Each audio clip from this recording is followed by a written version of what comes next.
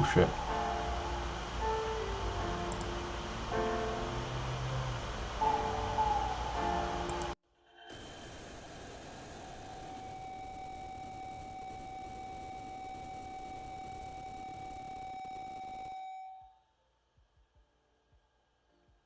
That's not what I wanted. But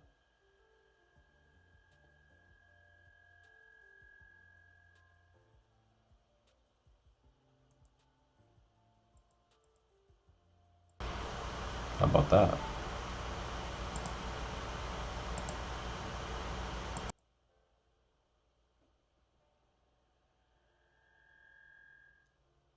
Not it either.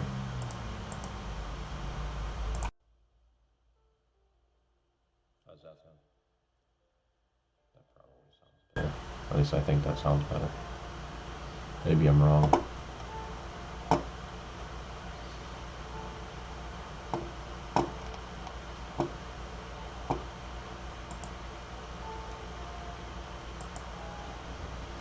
I'll grab a different mic.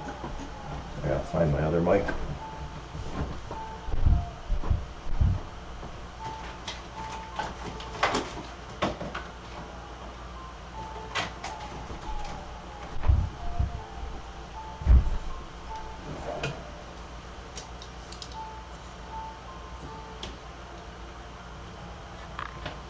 I don't know why that decided to be the way it is, but I can hardly function here. There should be a plug here. Let's see if that worked.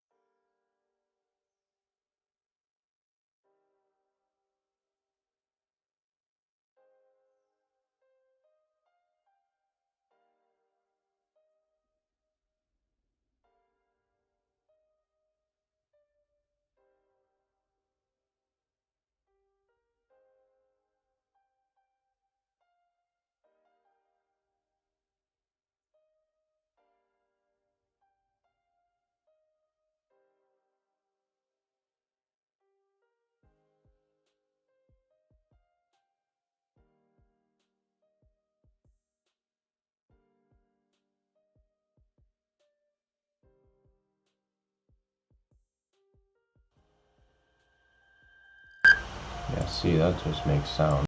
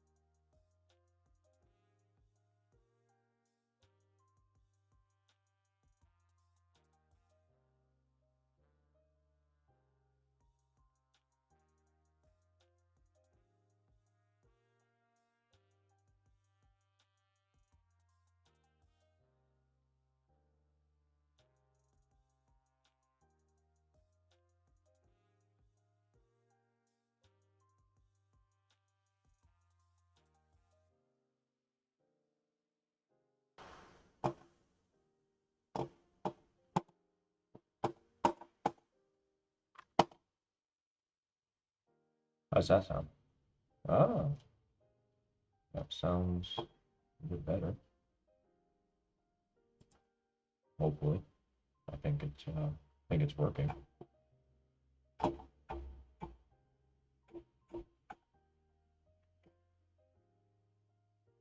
How's that sound? There we go. I think we're in business now. Hopefully. I think it's working.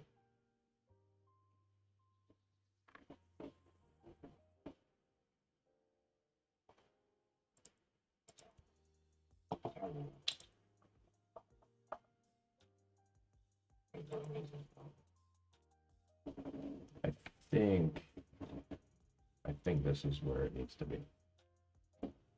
I'm just literally testing this.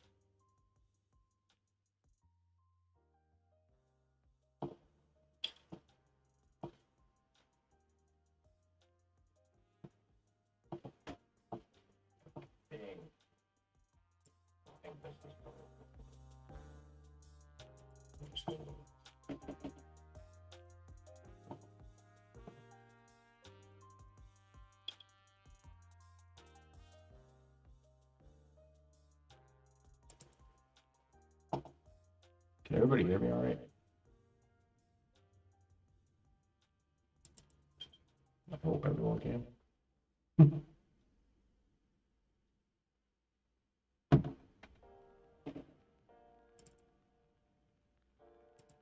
hope I'm audible. Yeah.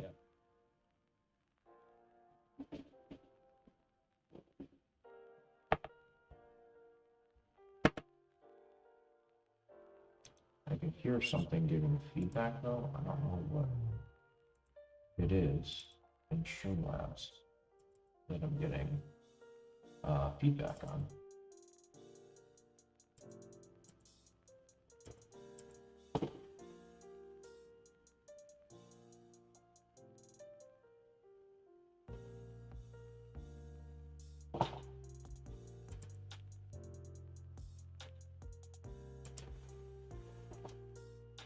How does that sound?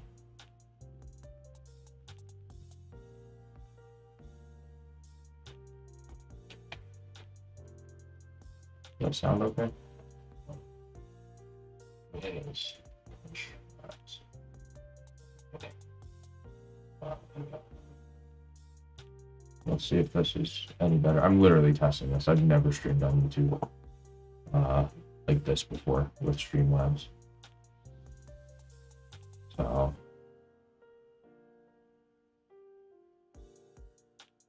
if it works, it works. How's that sound? I think that's better. Yeah, I think that's a lot better actually. That seems like it's where it should be. All right, we'll go with that. I think that's probably where it should be.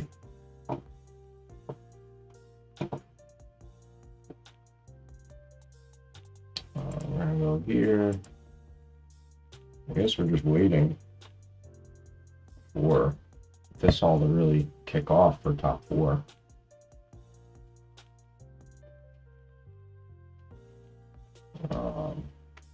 Yeah, I mean, 3 fire decks, 1 Branded. First time in my life that I'm rooting for Branded.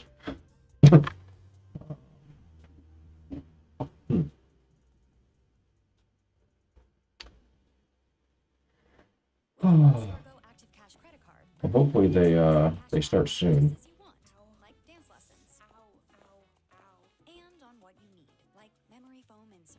It'd be nice.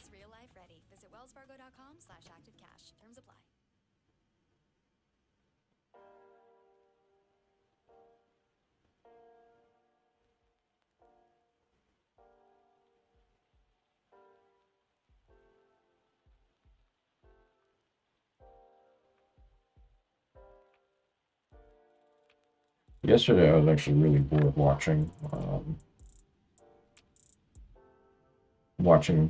to UDS because it was like, all right, I'm just watching fire decks play against each other. Like, it'd be different if it was a YCS because you would have people who aren't pro players playing, but because you have like basically all pro players, you're getting like just fire. Like that's all that you're seeing. Um, so that's like the one downside. But I mean, this should be an interesting top four, I think. Hopefully. I just realized I'm hovering over that. Probably don't want to hover over that. There we go. That's better. But yeah. Oh, no, the dogs decide to bark in the back. It's always great, right? It's not one thing, it's another. That's usually how it goes. So, but yeah, hopefully top four is interesting. I'm hoping they start with Andres Torres and they just show his run. Honestly, hopefully he wins. Yeah, I don't have much else to say other than I hope he wins.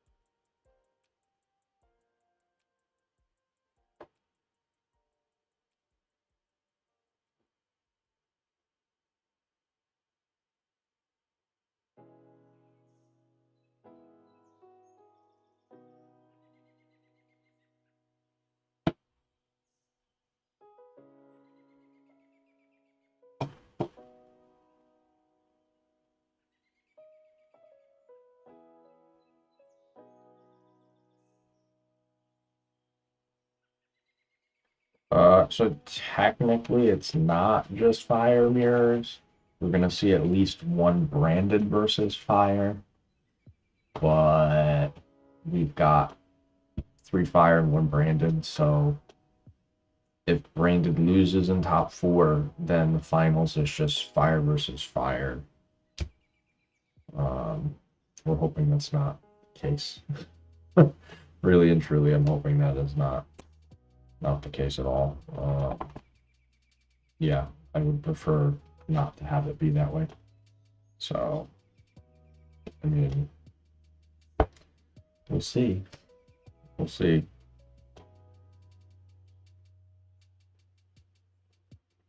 But I'm glad that this stream is actually functioning now. Um,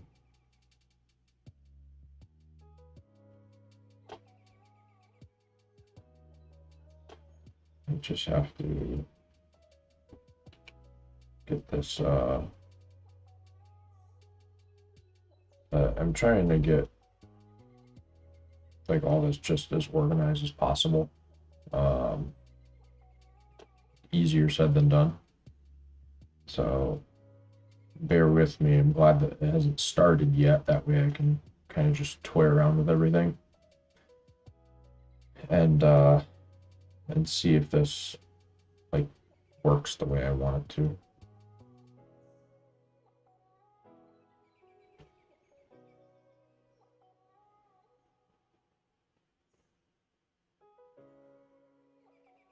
But it should work. When I saw that they were starting to stream at noon, I was like, "Oh my, here we go! Like we gotta hurry." And if I had known that it was going to be this long of a wait, I wouldn't have worried about it.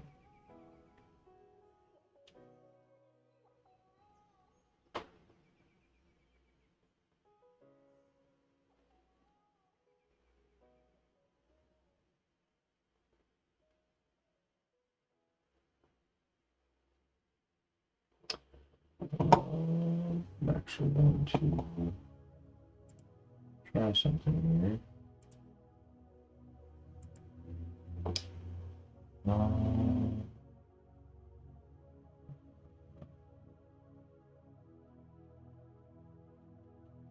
Let me just,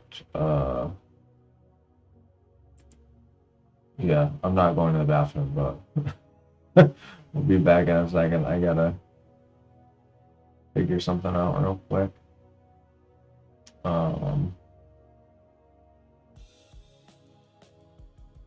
Yeah, I just gotta look something up.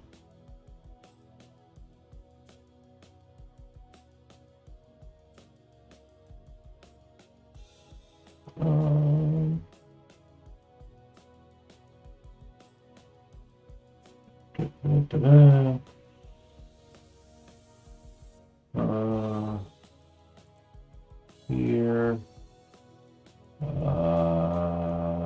here, and that is what I'm looking for.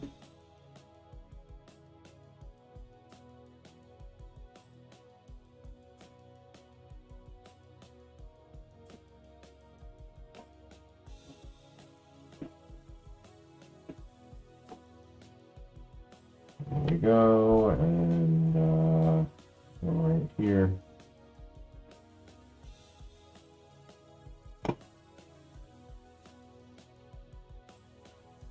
And that should fix everything.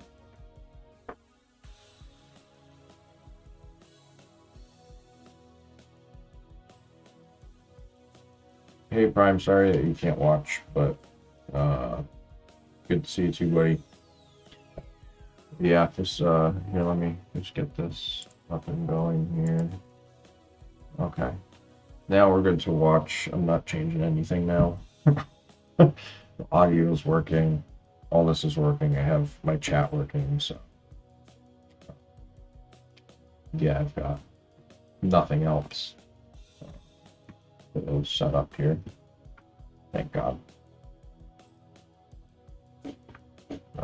At least that I know I don't have anything else to set up. Of course, if I could get all these cards out of the way, that'd be a great start. That way I just have more room to actually relax. It's a struggle being a Yu-Gi-Oh player. You got too many damn cards.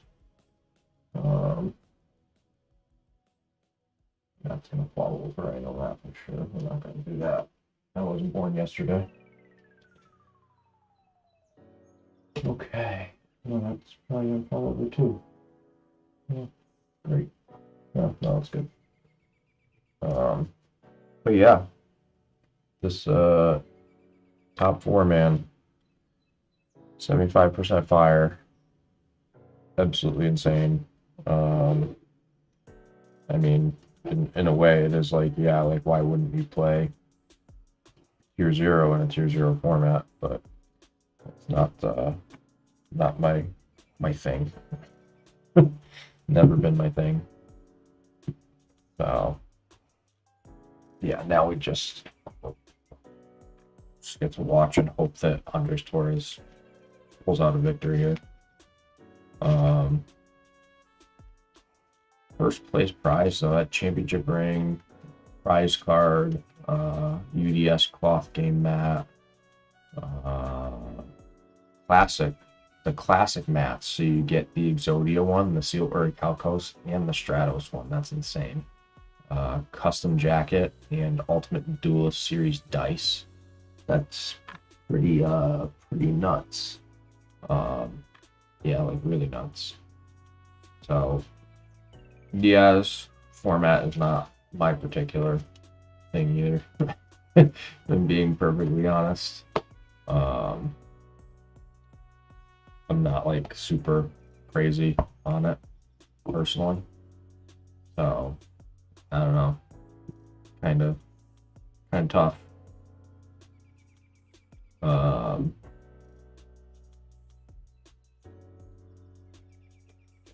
Like it once I see like Tier 0 stuff start to pop up, I'm like, all right, like here we go again. Like this is just gonna be a blast. So that's the unfortunate part. I'm looking at my setup more and more, and I'm thinking that I have an idea. So let me do this. So I think that, yeah. So I'm gonna give something a shot here since they haven't started the top 4 yet. I think I have an idea to make this look a little bit better, hopefully. Like I said, it is hopefully. If it works, it works. If it doesn't, it doesn't.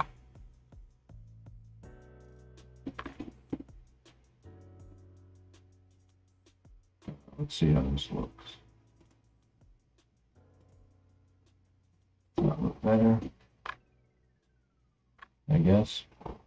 I guess we'll go with it. Sound the gifting panic alarm. You need to find the perfect gift. You have 0 ideas and you don't know where to start. Relax. Now you can use gift mode on Etsy. Gift mode on Etsy is here to make it easy to I don't know why this music that I'm playing is with ads, because it shouldn't have ads.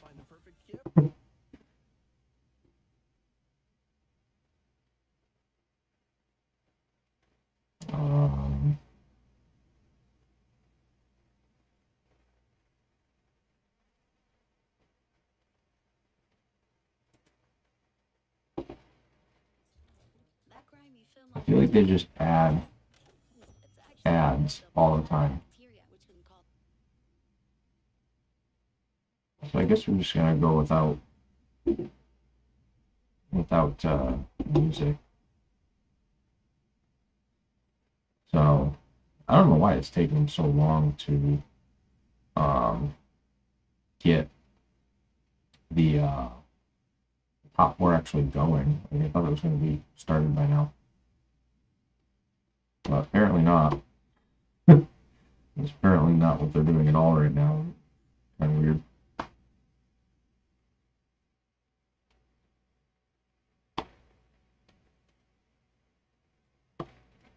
Man, Billy's like aged so much. I feel old. I mean, like, I think Jesse has 6 YCS wins now. Billy has 5. Jesse has 5 or 6. It's either that him and Billy are tied or he has one more. Yeah, but it makes me feel old because, like, Billy is one of the reasons that I got back into the game way back when. So, like, now, like, oh man, like, he's gotten older. And everybody else getting into the game is getting younger.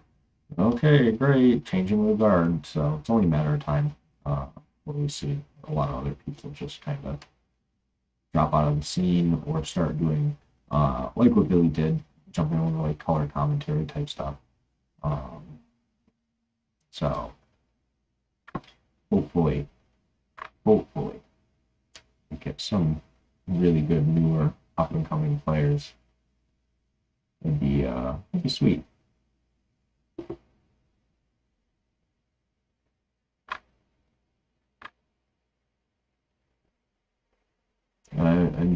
I'm just, I mean, I don't even have a clock, maybe 12:49. They started the stream like an hour ago. I haven't started top 4 yet. Stream was up and running an hour ago at 12:50, and still top 4 has not begun. Thank God that it kind of went that way though, because now I can actually stream this. So everyone can watch with me, which is nice. But yeah, I mean, it's kind of nuts.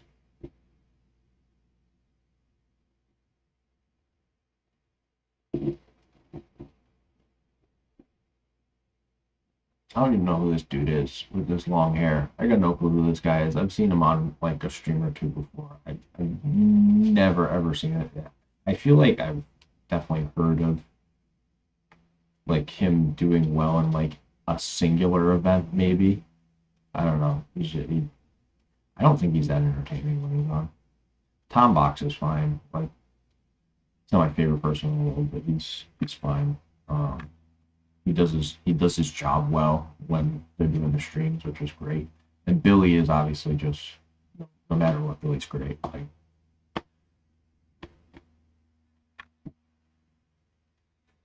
but yeah, last night I did a stream with wasn't on YouTube. Or I streamed on YouTube, but it wasn't of YouTube. I streamed a bunch of like test hands, and I was talking about day one of the UDS, um, which like day one wasn't anything super crazy.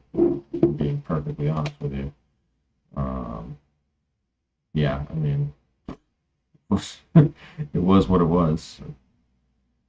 Nothing crazy to talk about with it, unfortunately.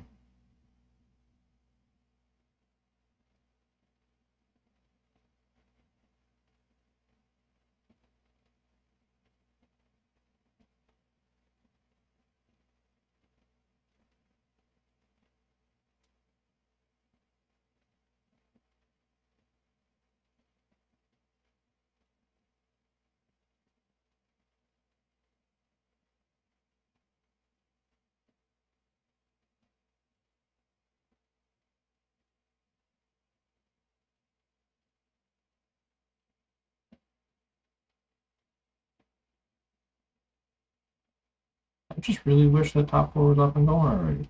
Like I've been sitting here waiting forever. Wait. Yeah, man, goblins are crazy. Um, I I wish I got my hands on the QCRs because I checked this morning and grand entrance QCRs here in the US jumped up to like $70 a piece. And they were like 30 to 40 before. Um, so yeah, everything's going up and it's like, all right, well, now it's just gonna be hella expensive. But that's okay. I moved forward from my cardboard addiction.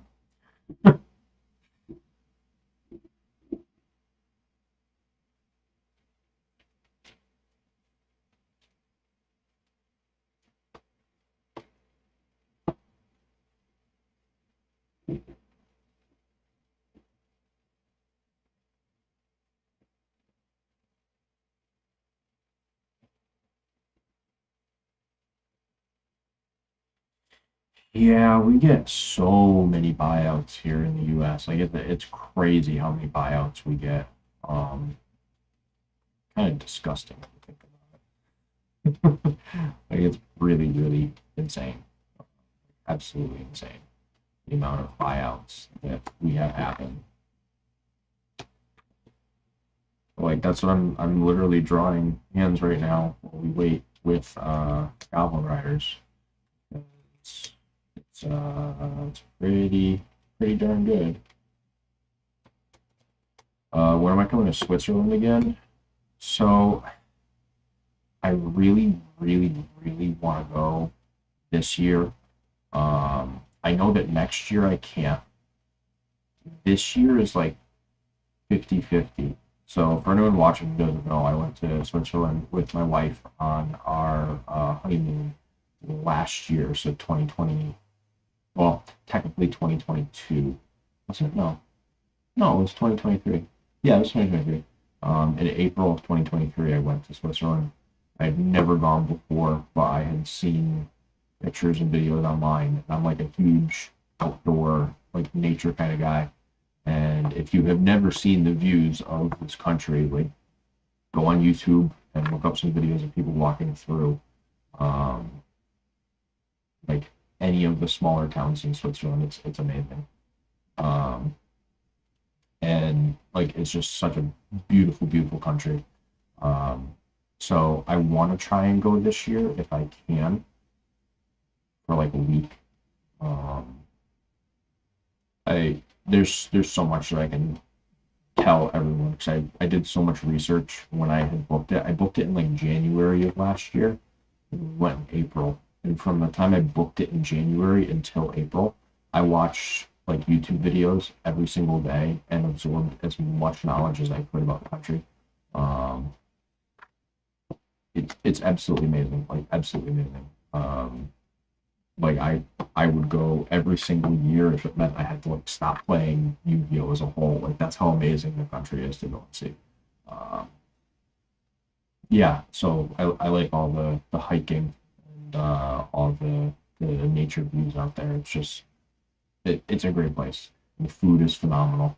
Like the food is so good. Um, Public transportation is like absolutely insane. Their public transportation is amazing. Trains, buses, all that. Like it's just absolutely nuts how efficient Switzerland is as a country. Yeah, I literally anyone that I talk to about it, I can talk for hours about because here in the US, like at least where I live, you couldn't pay me to get on our public transportation. I've taken that being said, I have taken um, a train to New York City before, and that was like 2 hours on the train, and that wasn't bad. Um, but like our public buses, you couldn't pay me to take them whatsoever. And other than taking like a train to New York City, you probably couldn't pay me to get on most trains in my area. Um, so yeah, it's a crazy country. Like it's like Switzerland has everything down to a science. I talk to my wife like probably 3 or 4 times a week about wanting to go back. I feel so bad for her. She got to listen to me talk about it all the time. But like, it's such a cool place. Like, such a cool place. So yeah, um, um, it's tough too because like it's such an awesome country, and you can only like do so much in a certain amount of time. I think that's like the toughest part is that like I know Europeans they value like they do a lot more vacation time, whereas here in the U.S. like you know we kind of get screwed over on our vacation time. Um, so like taking a week long vacation is like half of my vacation time for the year. It's like okay, great, like fantastic. Yeah, Switzerland. Like I know that you live there, and I'm like I don't think you have any idea how jealous that makes me because that like it's just it's the I've never left the U.S. before other than going to Switzerland last year. And then we had a layover in England, and then on the way back we had a layover in Ireland. And obviously we didn't leave the airport. We had to stay in the airport to get to our connecting flight. Um, but like the time that I spent there when I went last year, we were only there for like 5 days. I think it was like 5 days, and it was like the absolute craziest time that I've ever had. Like so much fun. And the thing is, it was in April, so it was still on the cooler side, and like you didn't even care that it was a bit cooler out because you were so immersed in how amazing everything around you is. Um, I so like I was nervous because I'm thinking to myself, and this is an American mindset thing. This is just like how we think. We think when we go to another country, like our first thought is like, okay, how am I going to communicate with everyone? Because in America we speak English, and other countries they have their own native language. Well, Switzerland would keep my there for 5 days. So we had to do public transportation, we had to do airports, restaurants, anything you could think of, grocery stores. In the 5 days that we were there, and we went to all of these different places, we bumped into 3 people who didn't speak English. Only 3. That's actually really impressive when you're going to a foreign country and like as an American, we aren't for the most part, we're not taught to like speak another language. Like in school, at least in my area, they didn't offer taking secondary language classes until we were in high school. So from grades 9 through 12, so 9, 10, 11, 12, you could take languages. In middle school, they didn't offer it. Elementary school, they didn't offer it. So I took 3 years of Spanish, freshman, sophomore, and junior year. And then I took 1 year of French my senior year. And I retained zero French whatsoever. My Spanish is not great. It's okay, it's not great. But like in Switzerland, a lot of people speak like 3 to 5 languages. Like they have like their version of German, which is Swiss German. And then it depends on where you are in the country, the dialect changes. So if you're in like the Italian portion of Switzerland, it's more of a like literally almost like an Italian German blended together. It's absolutely insane. Um, and then there are people there who do speak fluent Italian or fluent French in addition to German and also English. Like it, it's insane. It's absolutely insane. We were on a train heading to the airport to go back home, and the lady who was checking the train tickets, she went up to one group of people and she initiated conversation with them in French. I could tell like by the tone of the accent she was using that it was French. And then the next people she went to, she switched to German. And then she got to us and she said something to us in French. Um, and then we kind of looked at her weird. We said, huh? And then she goes, English? And I said, yeah, yeah, English. Like we're Americans.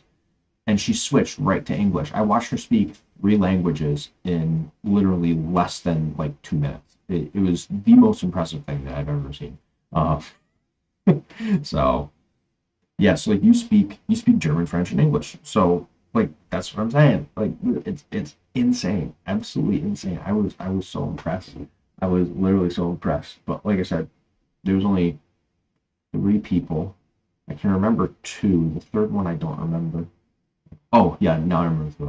So the first one, um, I guess you can call them customs, but it's more so when you enter into the country through the airport, um, that they check and they stamp your passport.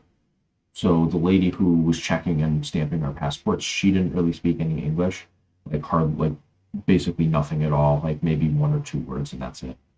Um, then we wanted to ask this lady for directions on how to get to the bathroom, and she was working at a pretzel stand, and she didn't speak any English at all. And we wanted to find the bathroom because we knew there would be a water fountain outside of it. We wanted to fill our water bottles.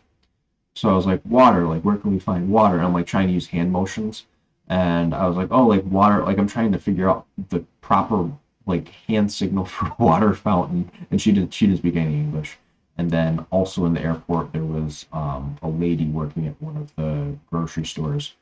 She was ringing us out, and she didn't speak any English either.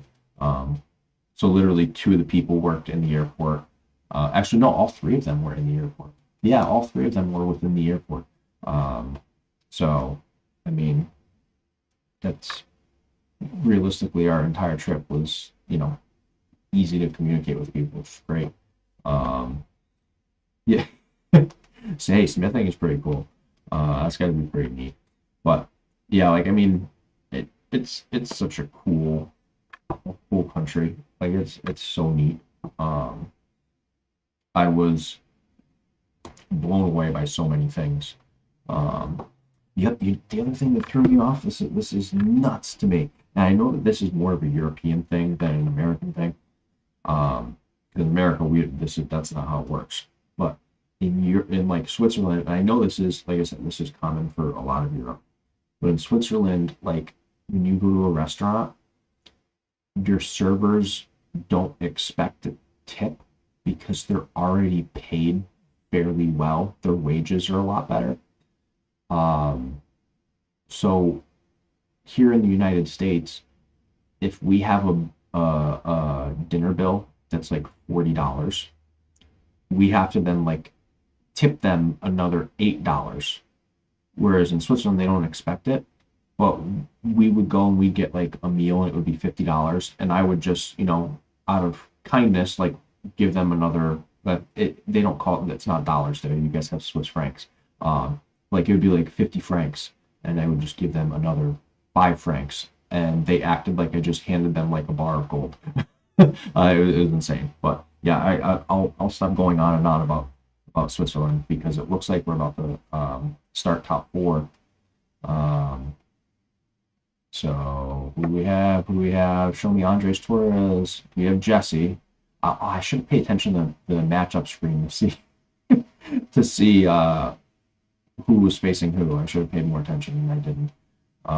But Jesse is up first, and who's he playing against? I hope it's Andres Torres. Fingers crossed.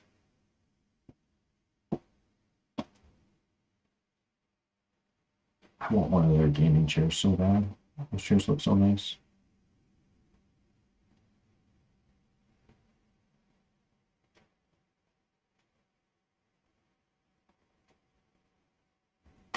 All right, who's he playing against? Come on.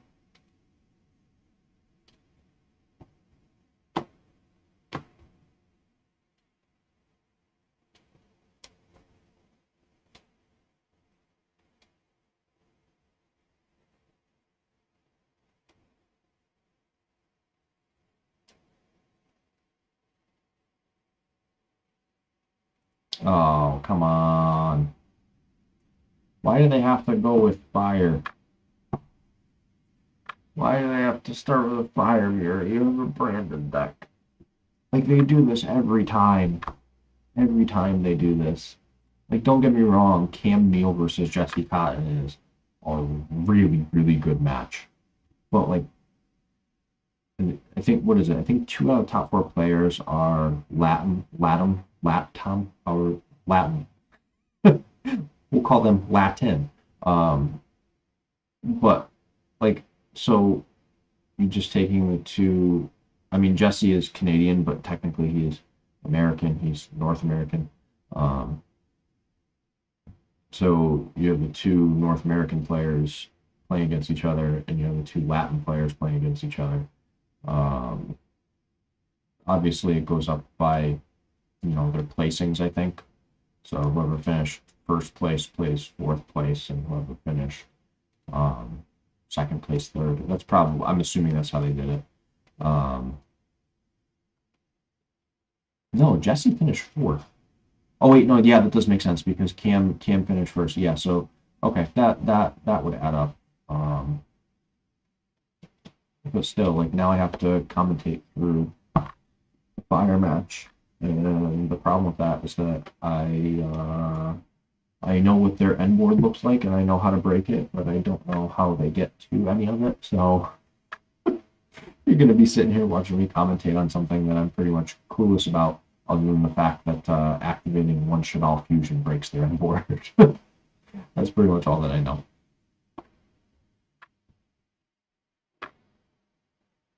Just move my mouse. You know what?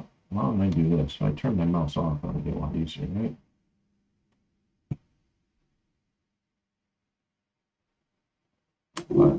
But yeah, I mean, it's going to be interesting if, I suppose, the way that I would like it to, and we get to see Andres Torres in the finals. That'd be sweet.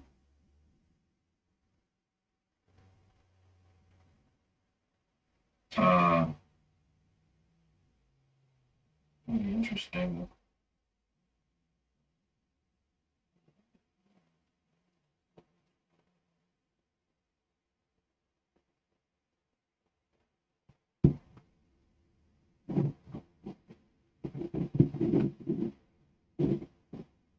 Game one.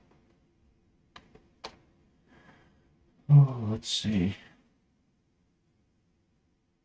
To be honest, I'm rooting for Cam over Jesse. And that's just me personally. In this particular matchup.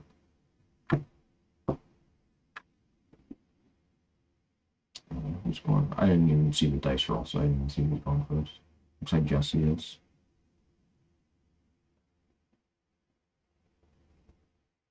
I got 55 minutes per round. See, that drives me crazy. Like, keep everything. It's like 40.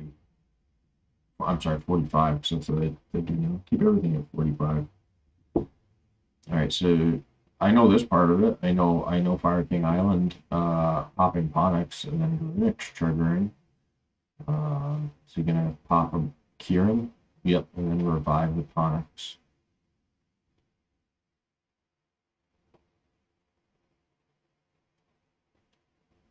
Yes, Ponix hits the board.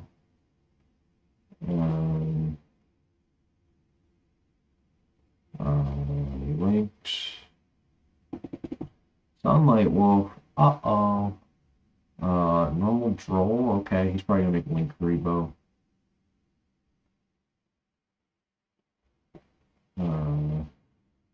Yeah, and then Link Rebo or Sunlight Wolf add back Kieran, I'd assume.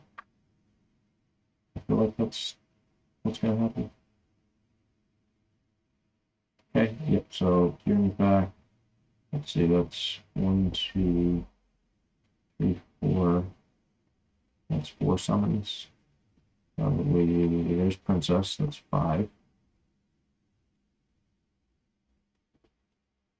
Can't have Nib in hand. Either has it or he's bluffing it, one or the other. Oh, Valor, okay. Interesting. Sets a card. Spreads his grave. Maybe that's a good sign for Cam. It is, because Jesse passed his turn. That's actually insane. Yeah, I don't know if they'll destroy fire like they did Super Heavy. But yeah, like the tough thing with fire is like how much it can play through. So I mean, like Cam starts with a Snake Eye Ash, even if Jesse interrupts it, if he has an extender, like he can still play the game. So, but Jesse lets that go. I wonder if Jesse has another droll, seeing normal summoned a droll.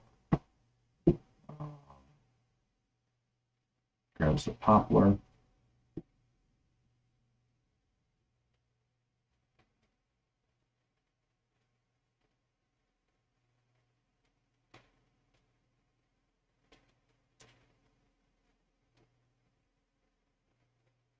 Assuming this is Poplar effect that's going off or something.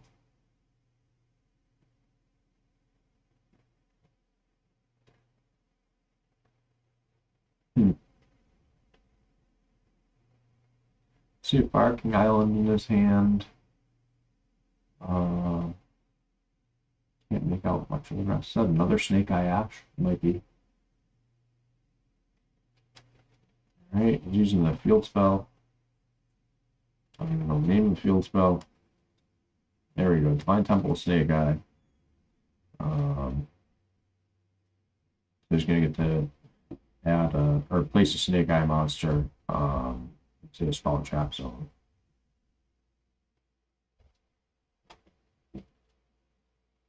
Looks like he's looking at Oak, I think. I think that's Oak.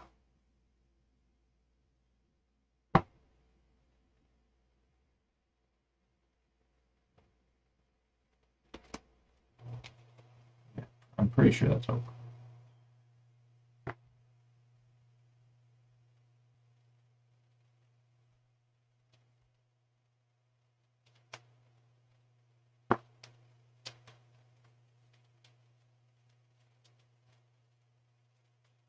So those are hitting grave. Getting Flame Burge out. Okay, I mean, there's a possibility that Cam does try an OTK this turn. I mean, it's possible.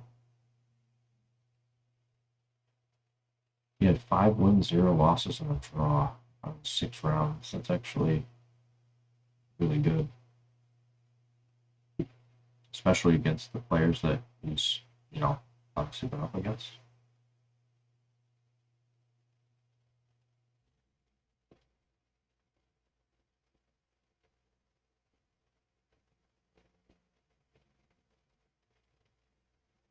Okay.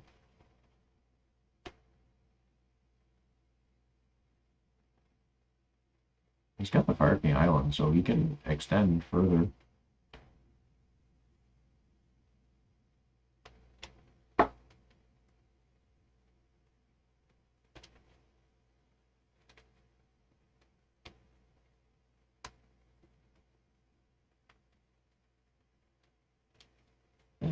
Hida, he's just trying to like take his whole graveyard away.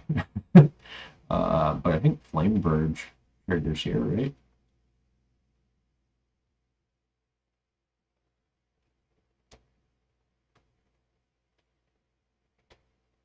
There's Oak and Ash.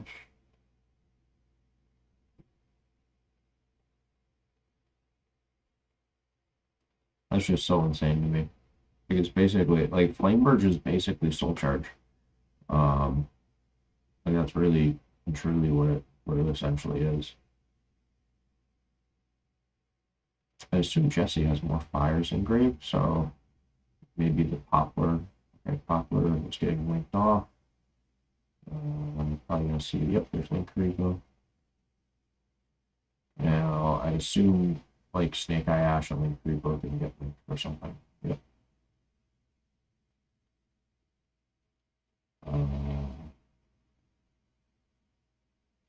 Okay, so he has SP. But if he banishes off SP, he can't attack directly, which is like the big downside. Yeah, see, no, I think he just realized that like he's not gonna be able to attack directly. All he goes for it anyways. Is he gonna do the banish? I mean, he could banish Princess, which isn't bad. Like that's actually a decent play, even though he can't attack directly, because he can still do a lot. I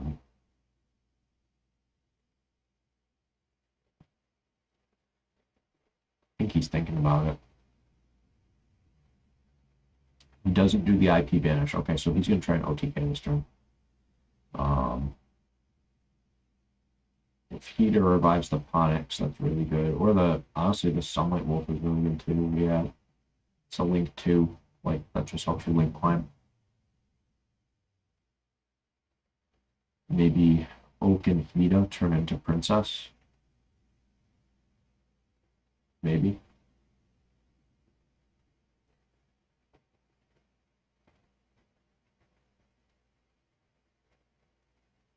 Oh, there's an Appaloosa there. That'd be interesting.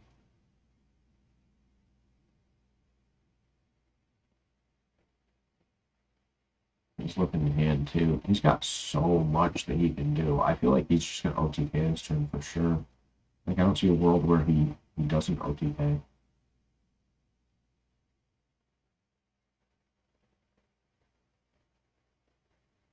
Alright, so Hida and do Oak. Make the Princess. Come on. You got it. You got it. At least I'd assume the princesses, but yep, see, there's a princess. There we go. Simple as that.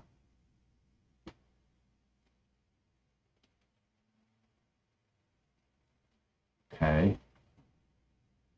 Oh, yep. Cool.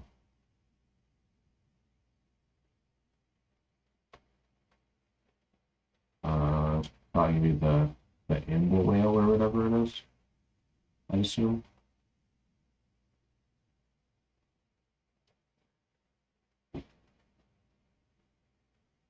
Oh, that looks like that's Raging Phoenix or Pyro Phoenix, whatever it is.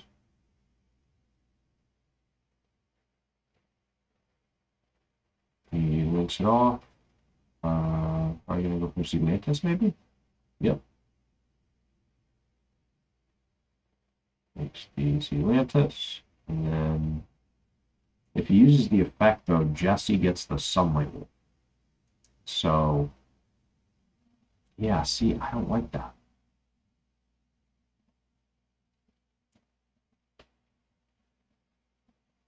I'm not a fan of that. I don't think that's the right move.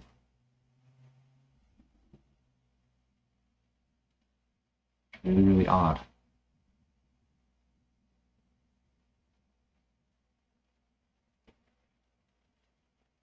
Okay.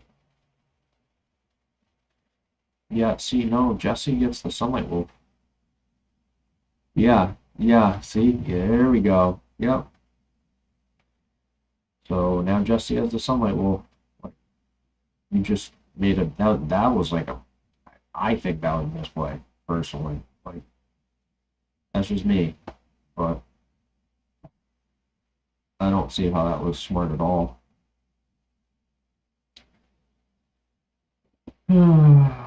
That just doesn't make sense.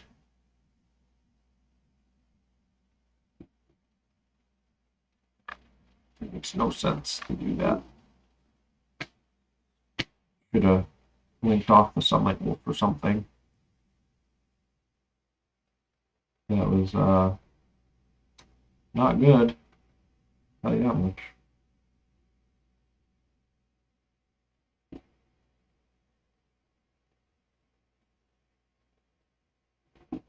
Because now he's gonna like struggle here.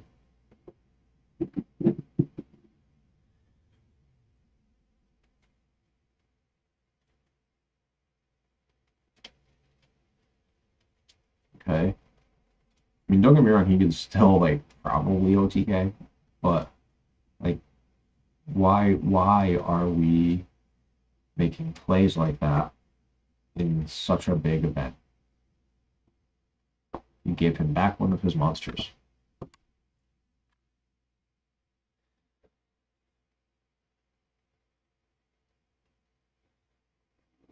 All right.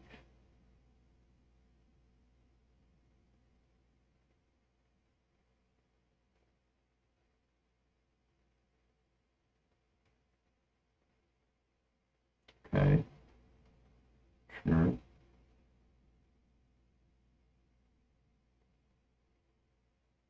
Um, there's definitely still a way that you can OTK. Like, don't get me wrong, but it's still just like, why are we doing what we're doing?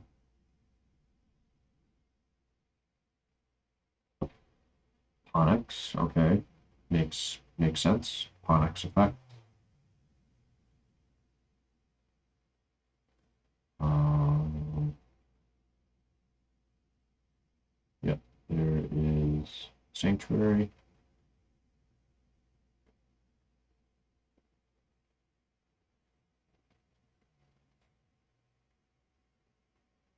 Probably gonna activate Sanctuary, right?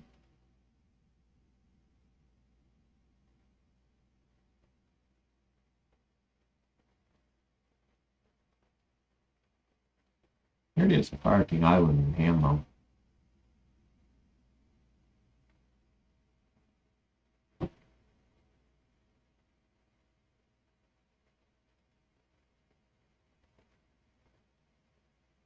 So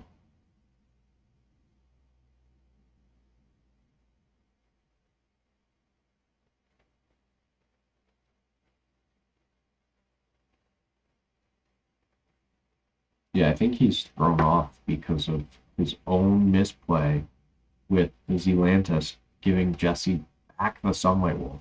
I think that like threw him off. Because the judges said something and even he like gave him a weird look. It's like, yeah, that's how Zealantis works. I'm gonna go grab a tissue real quick, guys. Give me 1 second.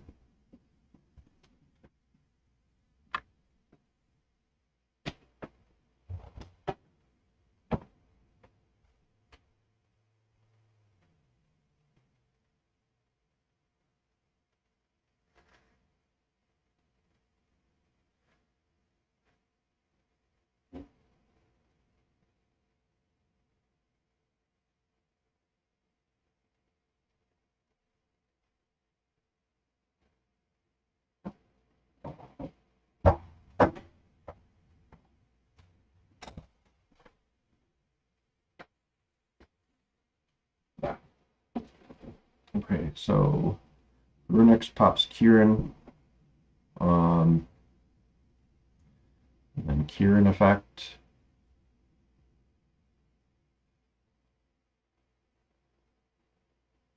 I'd assume Kieran effect anyways.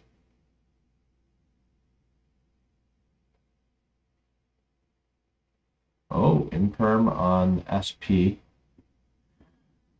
I feel like it's probably smart to like chain the SP here and banish the princess, right? Well, then he doesn't get a pop during battle, but I don't think that matters too much.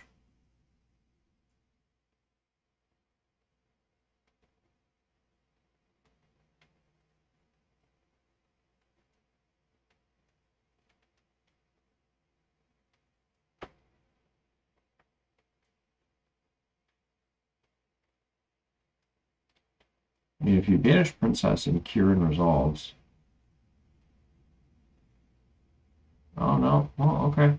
He some weird stuff. I don't. Maybe I'm just like really, really bad. I don't know.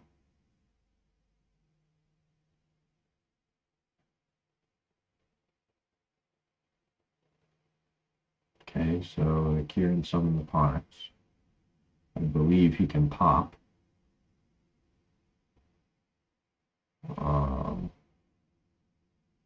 Which is why it would have made sense to banish the SP and the princess, where you can pop the Fire King Island, sure, blow up the board too, but I think that puts princess can activate while it's engraved, right?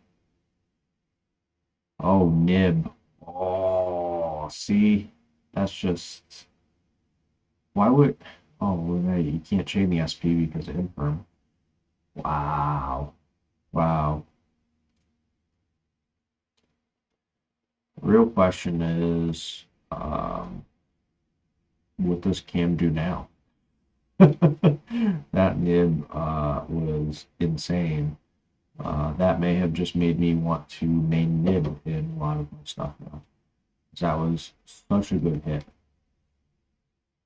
That's a big Nibiru though. That's like a gigantic Nibiru. Uh, yeah.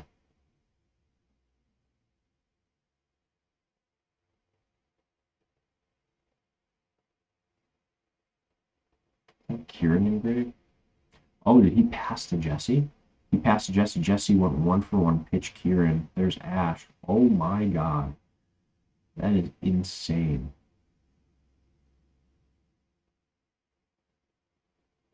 That's actually crazy.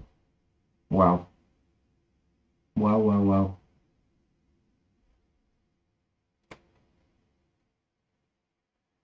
There's the Poplar. This is nuts. Here I thought Cam was probably going to go like push for game this turn. He definitely should have made the Appaloosa at some point. I feel like immediately after the Little Knight got impermed, was there a room? Was there a window for that to where he could have been summoned, or was that all like in one chain? Jesse nib after that chain resolved with the imperm on the Little Knight and the Unicorn summoning the Ponix. He might have, if he didn't nib there, that would have been the proper time to definitely go to Appaloosa. There's Anima. Oh, that's just removing the token for free. Wow. Okay.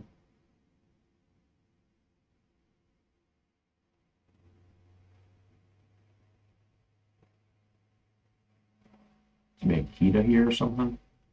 I mean, this is just going to be like a straight up OTK from Jesse, unless Cam also has a Nibiru.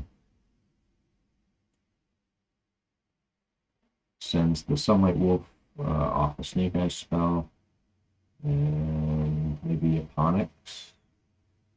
Maybe. Oh, looks like. Okay.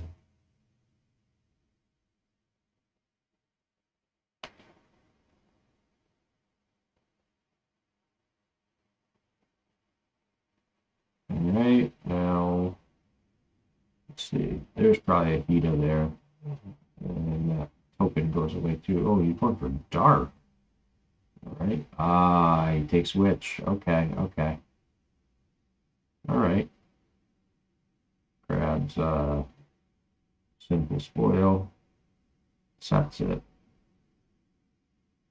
And Cam scoops. Yeah, Jesse had no TK there. Like that's whew, talk about like a comeback win. Like that's actually crazy. Take a sip of water here.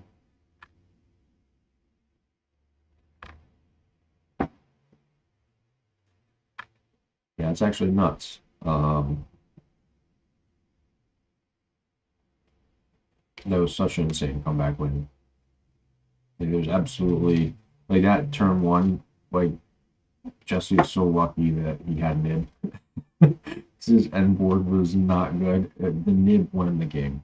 Like really and truly, nib won in that game.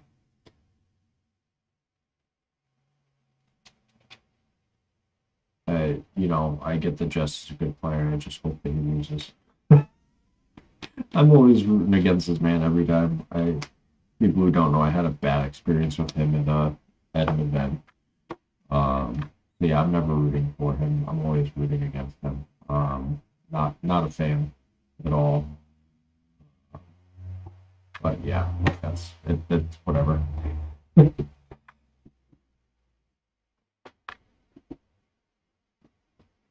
Lean back a little bit here. Oh, there we go. That's better. I guess I could scoot in too. Okay. So game two coming up. We still have 33 minutes left in the round, which is pretty solid. That was a 22-minute game one though, which technically speaking is in regular rounds like half of the time you're allotted. So the fact they're in Top Cut right now and they have an extra 10 minutes is like lucky them. Yeah, see, like I get that these events, like something like this, you walk in and it's like, all right, like I want to win, like really, really badly, I want to win this. It's such a big deal, but it's like you're already solidified as such a good player. Like, just bring something like ridiculously fun and just play something. I don't know. That's just me. I'm probably just really bad now. Not competitive like I used to be.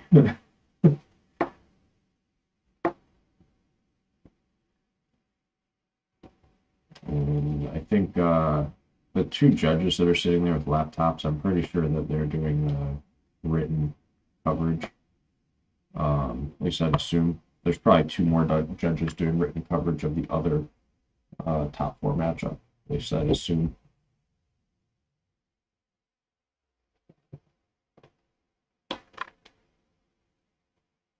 Game two.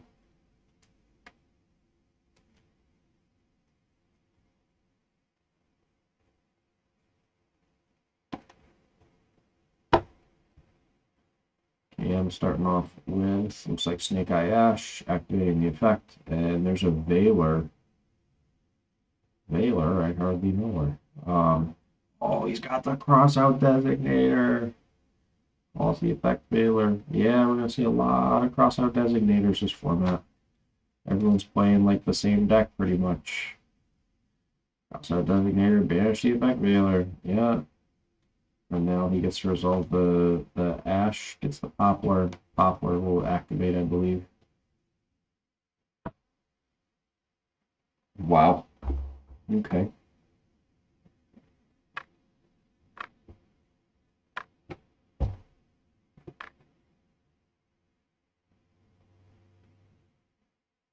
Hopefully we at least see a game, game three.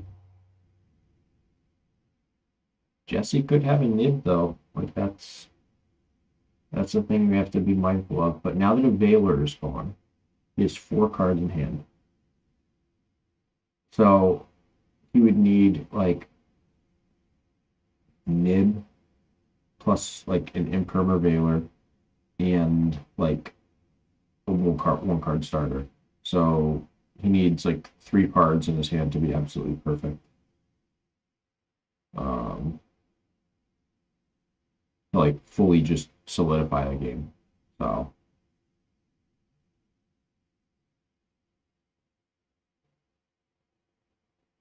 All right, there's a link. Oh, no, true. Sorry, Flame Verge is coming out.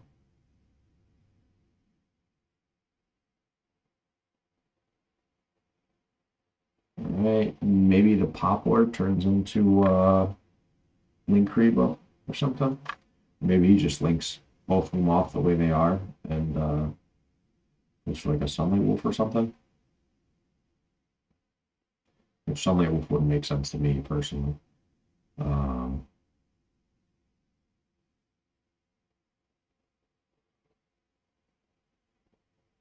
he is thinking two though.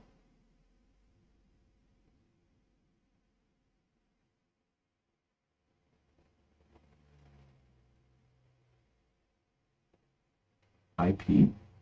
Okay. Sure. Flame Burst Revive.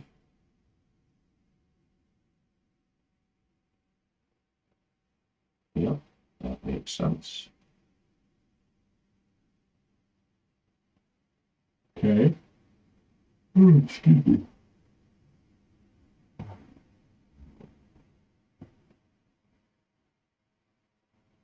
feel like this is the point where Napalooza needs to be made. Yes, Princess though. Okay. Princess effect maybe? Yep. Okay. And then Amber Whale. Right? Right.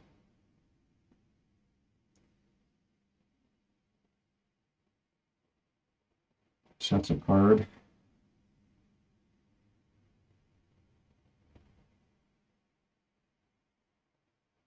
Assuming it's, yeah, there's a pass. Okay. So what? IP and Amber Whale turn into SP to banish. And then use Princess Engrave. Got Flame Burst on Spell and Trap Zone.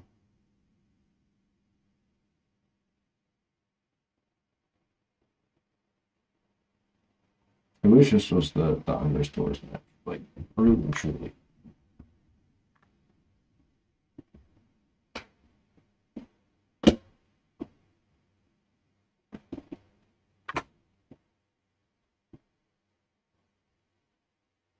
Okay. Veiler? Okay. Hmm.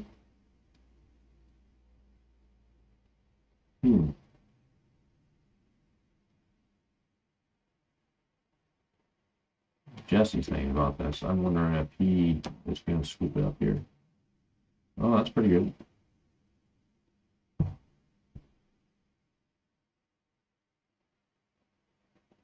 What are we going to see hit the board? Sneak ahead. Excuse me. Whew.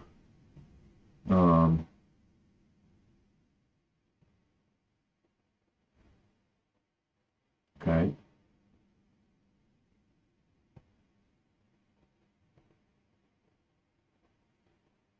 Infirm. Snake Eye Ash. That's pretty good. Oh, change the Kieran. That's just wow. Okay. Okay. Yeah, he says it's fine. So Ash is still gonna Snake Eye Ash is still gonna resolve.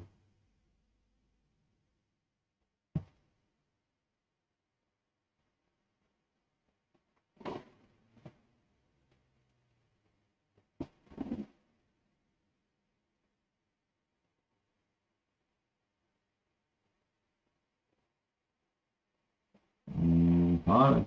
Okay. Sure.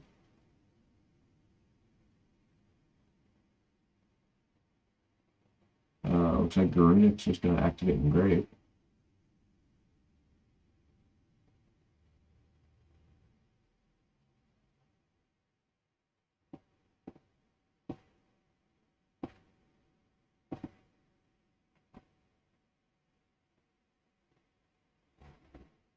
And then Grunix is going to go off here.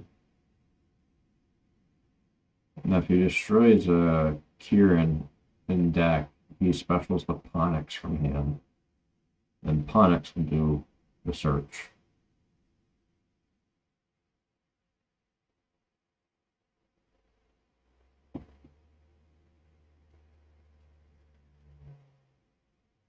And you know what's crazy? Jesse hardly made it into this top four. Yeah, if he had lost his last round, he definitely wouldn't have made it. Arvada, okay.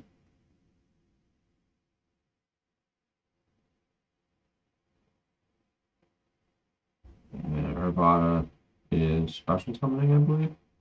The Ponix.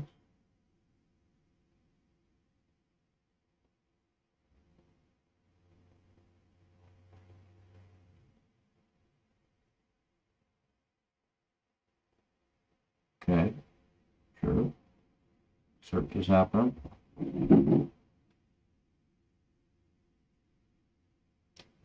Yeah, I mean, that.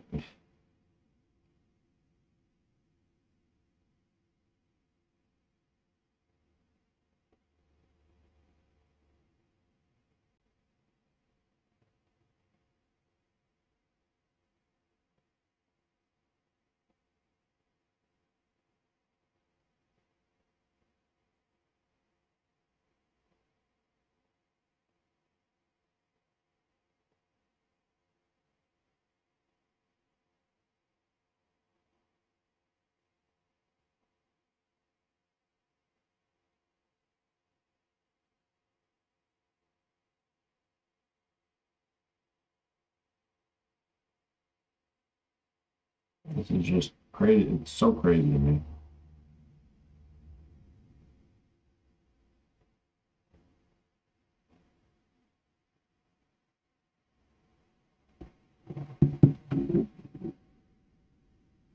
Oh, I didn't even see Harley's message. All right, well, hey, I'll see you later, Harley. Sorry, I didn't respond sooner. Maybe you just sent that. I don't know. But yeah, I mean, this is just crazy right here. Like what I'm seeing right now. The thing is too that like, okay, so here's the IP. This is where things are going to get interesting. Okay, IP Flame Burst.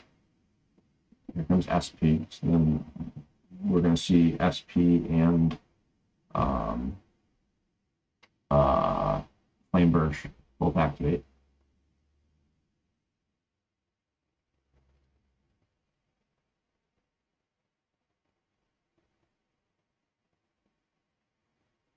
Chaining with Flame Burst, chaining to IP to banish the urine, it looks like.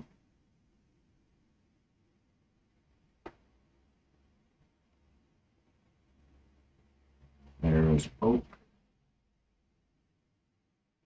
And it looks like Ash, maybe?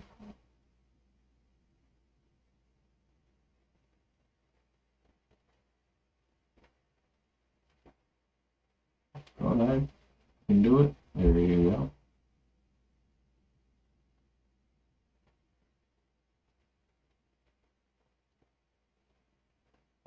Poplar comes back. Basically, like the same thing they do on turn one, they're doing every single turn. That's what it seems like, anyways.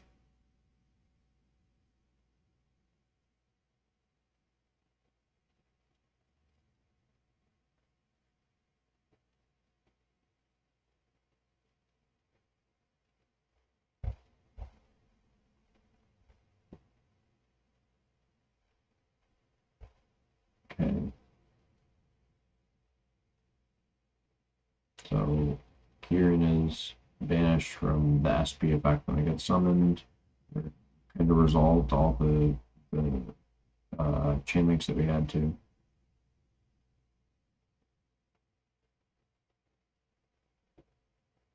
The Runix attacks SP. That would make sense.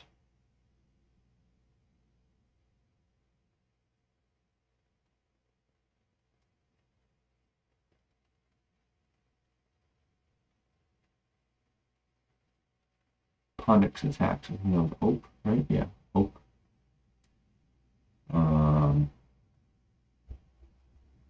Main 2, I mean, you always go Anima, main 2, take the Poplar, right? I think it's another card off board if he does that. Or he makes Linkuriboh, one or the other. Anima would make sense, right? Yeah. He's basically just trying to remove as much off of Cam's field as possible.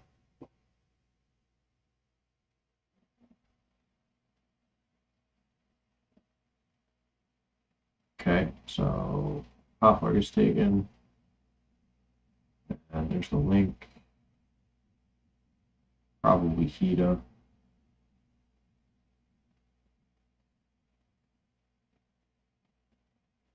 Yep. There's the Hida. I'll take one of the cards. Probably make Princess of his own.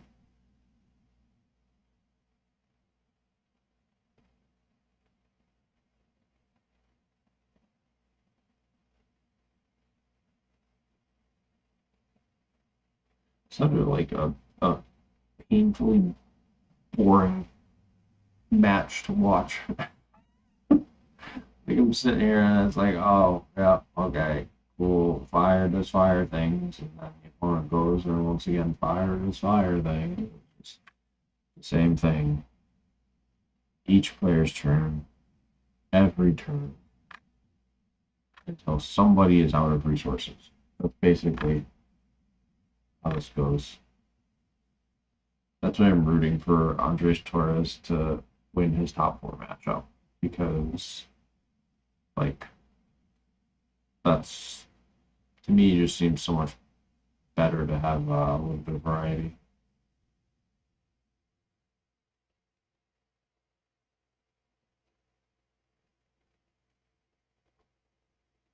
All right, so Princess coming out from the grave pops the Hida,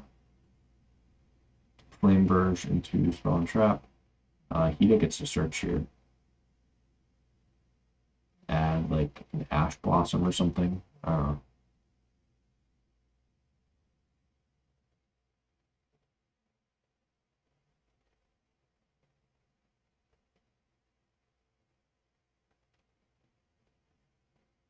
This is just so painful to watch.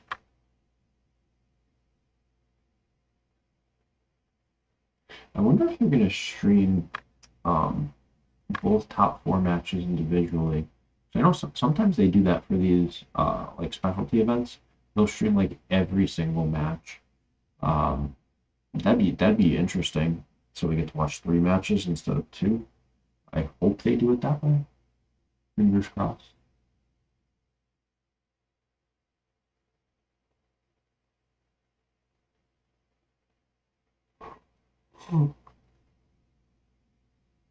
Poplar, of course. Like literally, there's been so many interruptions, and both Cam and Jesse are still playing the game. Like, I don't get it. There's a link. Linkuriboh? Yeah, okay. Cool.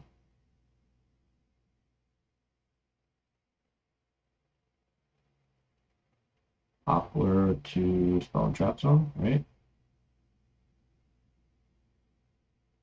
Normal summon Ash Blossom. Okay.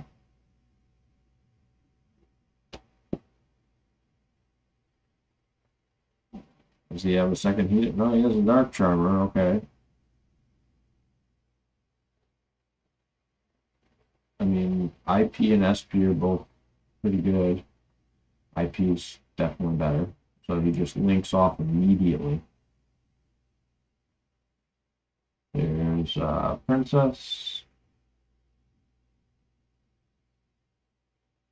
Comes back. I think that's Oak, right? Yeah, looks like Oak. Maybe it's Ash. No, it looks like Oak from here at least. Maybe it could be the one that I don't know too.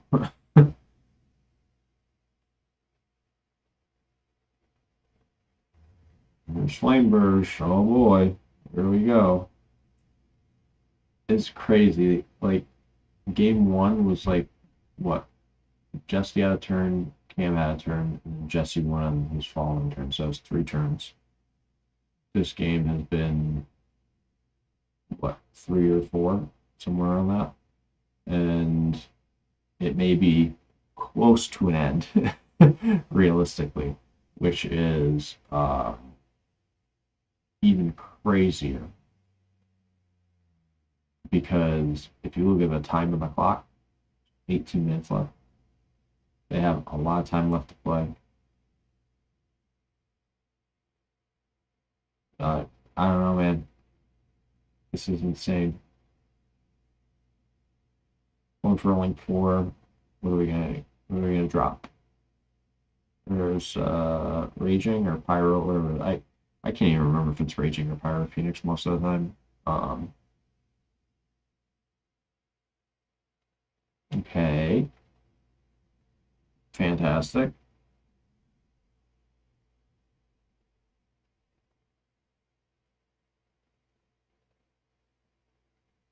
Okay, come on, let's go. You have to the park. Okay, cool.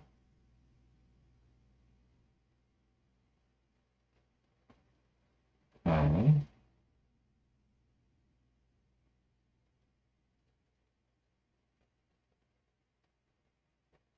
Alright.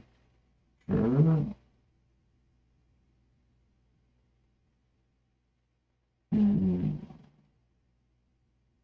This looks like an OTK to me. I don't know about you guys, but I feel like I'm looking at an OTK. It's possible. Very possible that we're looking at another OTK here.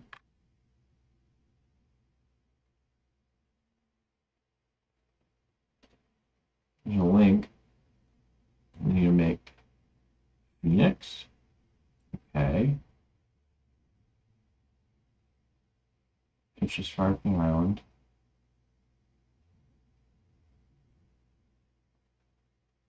Let's see the pop here.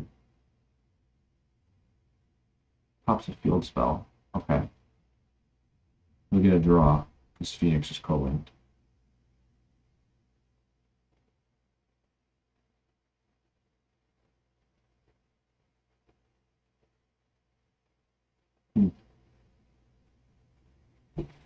I just want to see if there's an OTK here or not. That's what I'm looking for. Show me an OTK, man.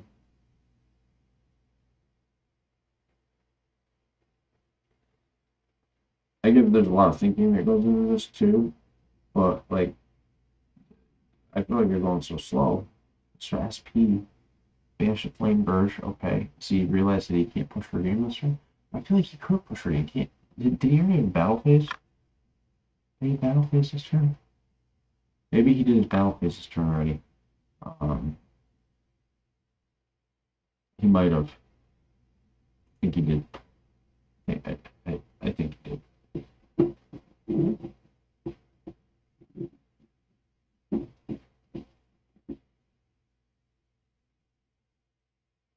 So now he's just trying to eliminate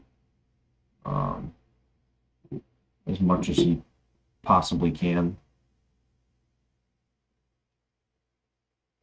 Sparking Island, okay.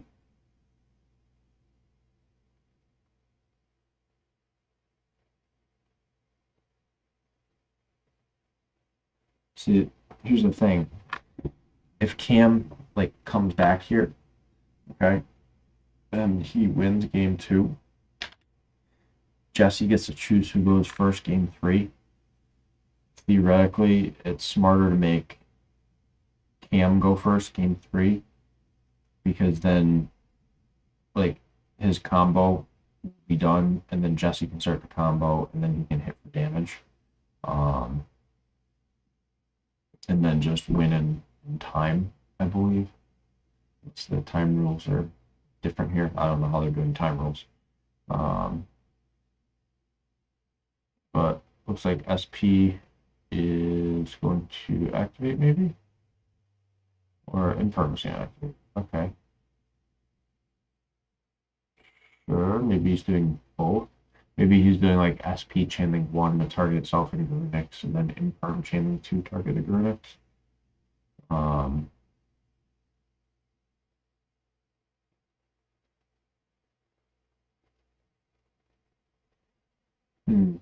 Oh, cross out designator. Call the Imperm.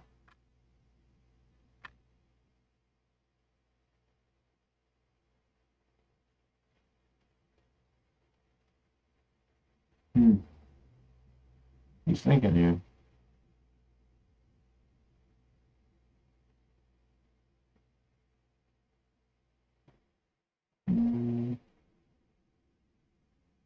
So, what, banish still happens or something? Oh no, princess. Okay. This is where things are going to get technical, and I'm not going to know what's going on because I don't know the mirror matchup. But there's a lot happening. That's all I can say. There's a lot going on right now.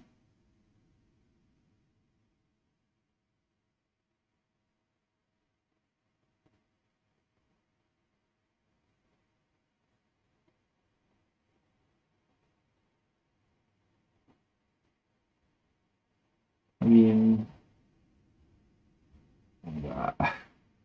I thought this game was going to be over by now. Like, I don't know. This is just. I don't think I've ever seen a more boring mirror. I think tier mirrors were better. I hated that format. I think tier mirrors were better than this.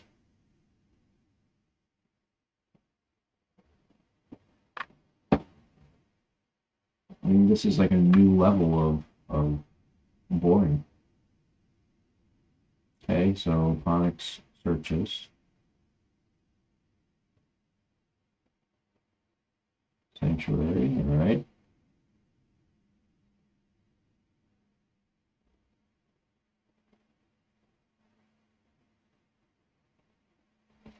There's definitely got to be a way to hit for like 8,000 here.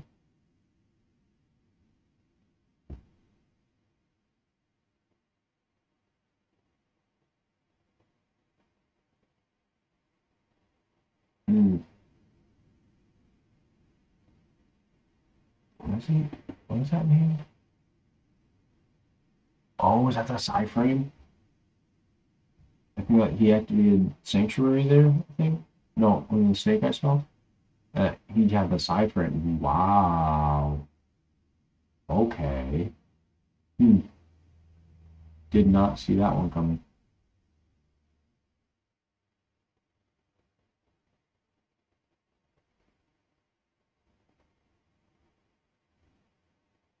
Hmm. That was I know that like people were playing Cyframe, but I was still surprised to see it. That wasn't what I was expecting to have happen.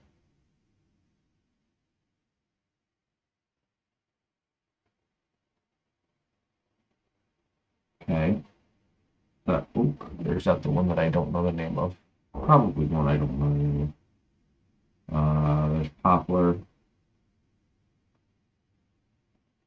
Okay. Sure.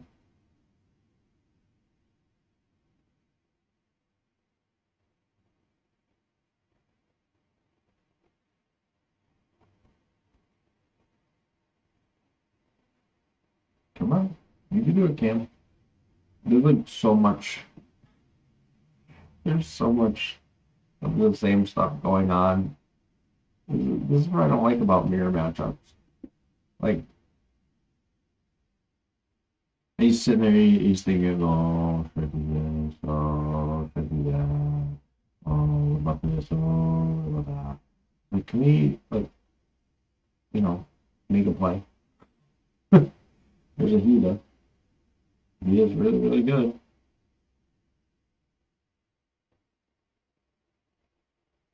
Just about 9 minutes left. Like, probably want to hurry up here, Cam, and start actually doing something.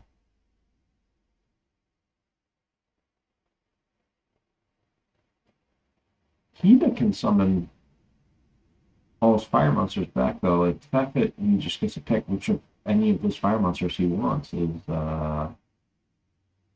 pretty good. Pretty scary. I mean, it looks like he's kind of peeking at the Salamangreatling, the Phoenix, which theoretically is a good choice. Well, what's he looking at? Flamebird? Hmm.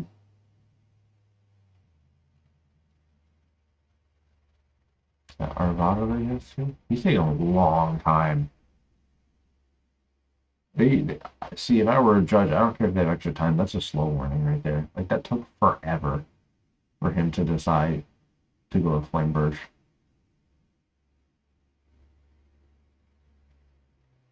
Yeah, that was like excessive.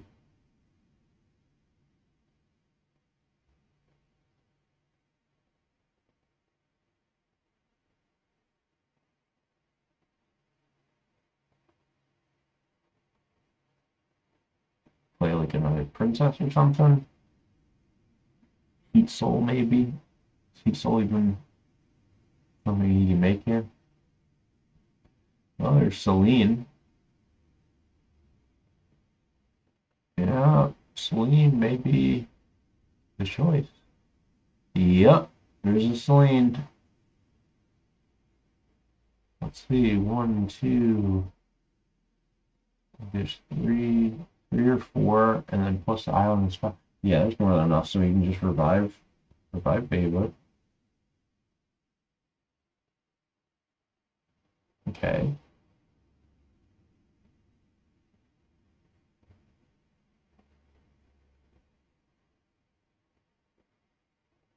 Um.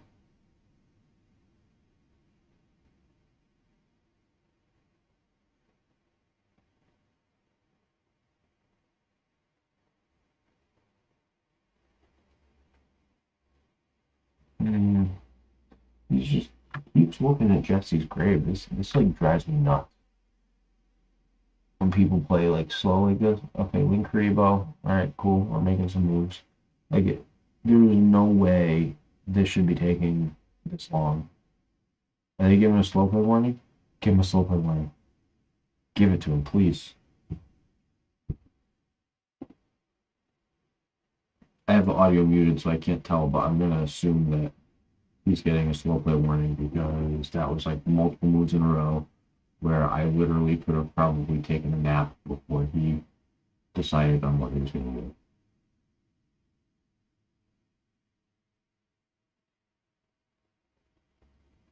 This looks like it would be slow play warning type of deal.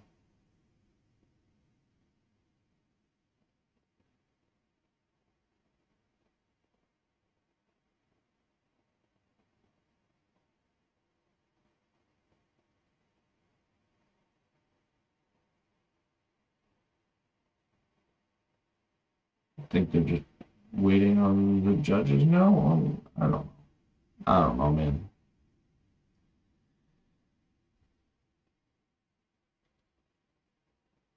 Like, how do you go into an event like this? Like, I get that there's a lot at stake, and that's like a super, um, like high concentration type of environment. But you're playing the mirror match, and you're a pro player. And you're taking this long to make decisions. Like, do you not see the issue with that? That to me is just ridiculous.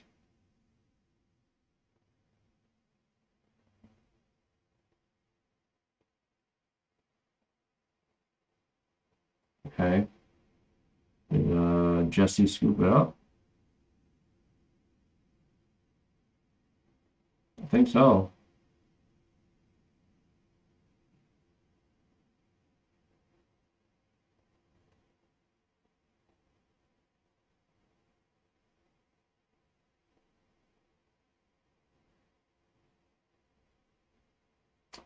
Yeah, I don't know, man. That's such a boring mirror match. Like this. Oh god. I really hope they show the Andres Torres match. Oh, wait, was that it? Oh, did Jesse give him a full skill play warning? Is it like maybe his next? Oh, he may have gotten like a DQ or a game loss, anyways.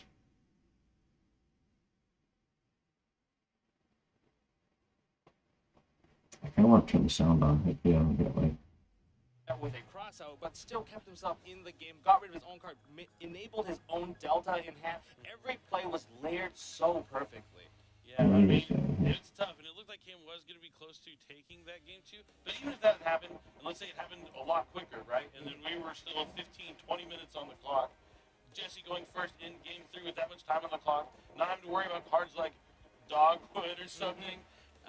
He would be at an advantage there, but you know that's why you have to enforce the time rules, unfortunately, because there is a slight advantage to taking some time off the clock when you are going second. Yeah, in game I think they gave him a game loss.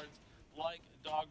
Yeah, I think Cam got a game loss there for slow play, which like literally he was taking so long to make moves. So like, what do you do? You know, you can't. Yeah, I don't know.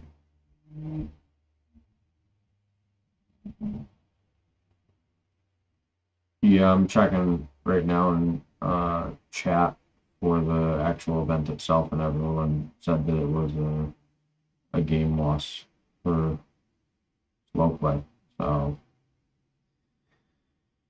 gotta play faster than that. You're a pro player, you know this. Like, not rocket science here, man. This is about as simple as it gets.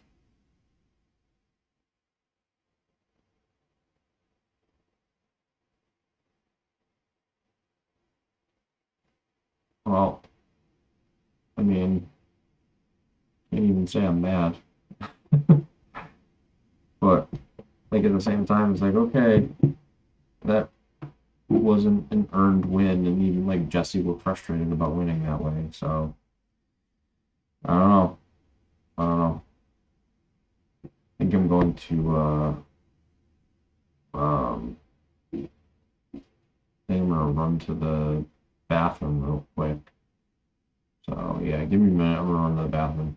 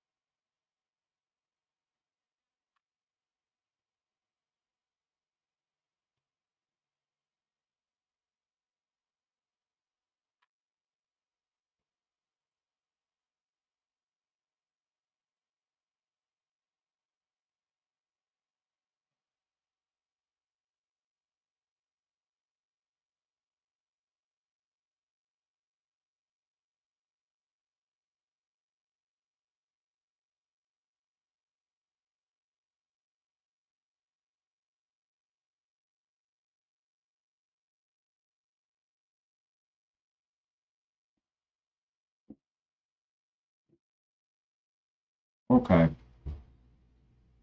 Went to the bathroom. Then I got cheese. So.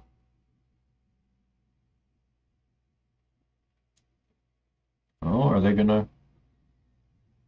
I just have to unmute this for a second. I hope that Konami doesn't like hit me with a copyright strike. Site, you can check out more information, the standings and pairings from our great coverage team there. But we're going to be right back with a quick commercial break before we play our second semifinal match, and then They are doing the second semifinal. Okay. Of the Undisputed Ultimate. Okay, that's all I wanted to hear. That's all I wanted to hear. All right. So we're doing a commercial break, and then we'll get to watch Andres' top 4 match. Like I said, Konami has a tendency of doing this, like special events when they have like top 4s. Like this, they usually show like both matches. So it's kind of nice.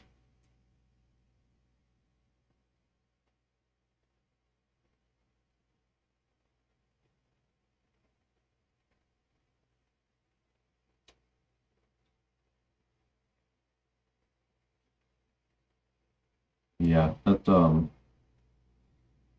getting a game loss for slow play is like so preventable.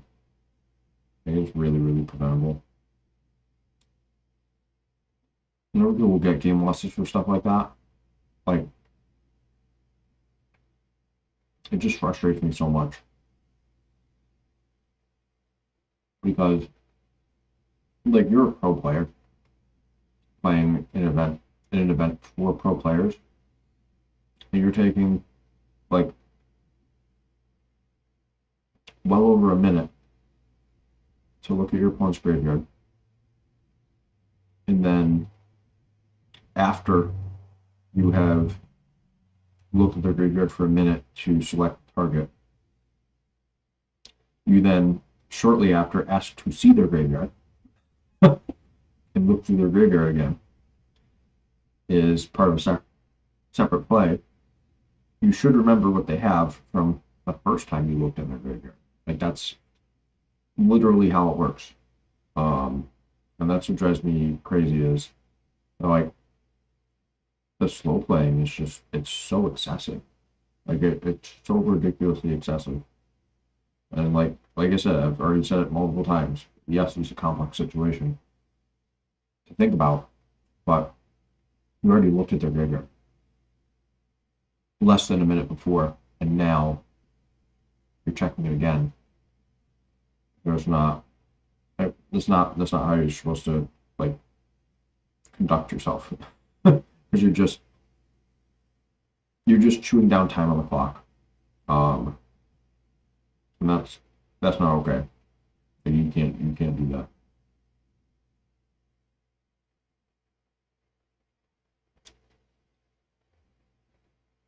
And I was talking last night when I did my stream about how I know 11 of the top. Not, I'm sorry. I know 11 of the 16 decks that were played, but there's 5 of them that I don't know what decks they were. So I probably won't find out either.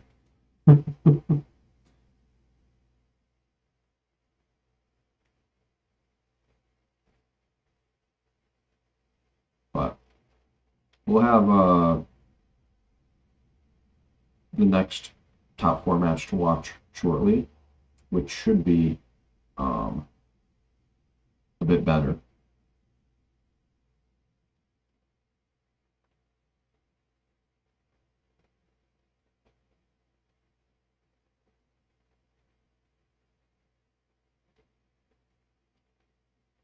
You know what, while we're waiting for that, I think I'm gonna put some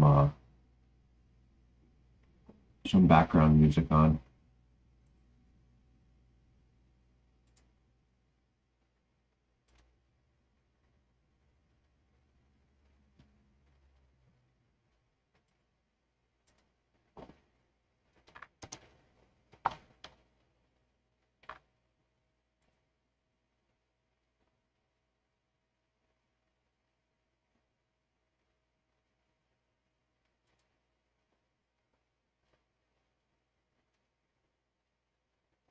every day to make my home smell amazing. On my bed, my couch, my jacket or jeans, in between washes, even shoes. Febreze doesn't cover up odors with scent, but fights them and freshens. Over 1,000 uses. Febreze Fabric Refresher.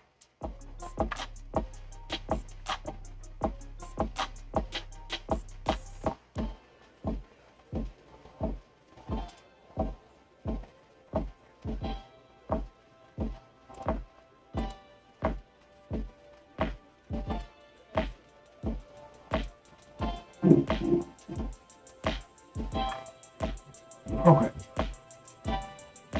Stephen Darling, that's his name. It's a long hair man.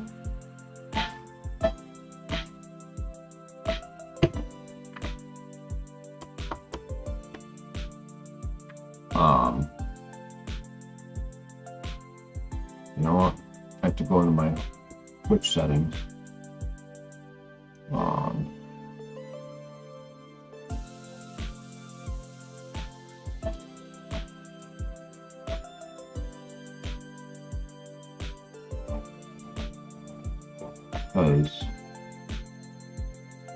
Because I don't want this to.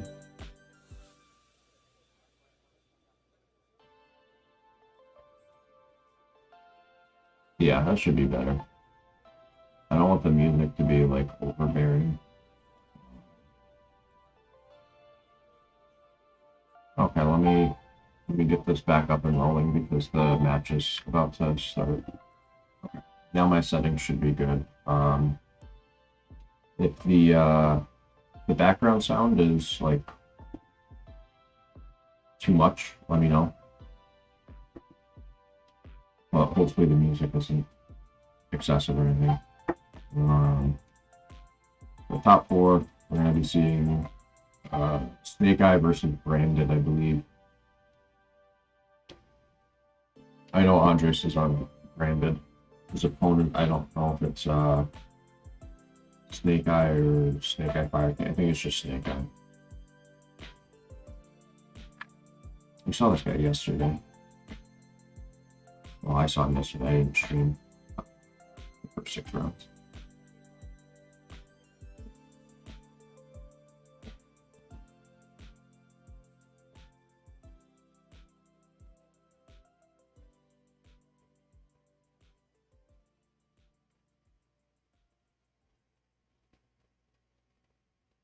Alright, let's get this thing going.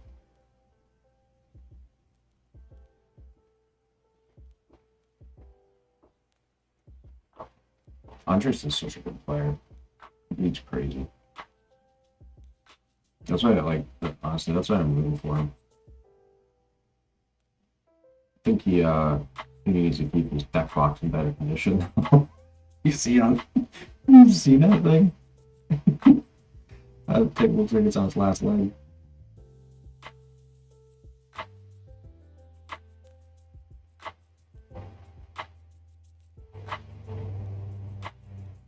Alright.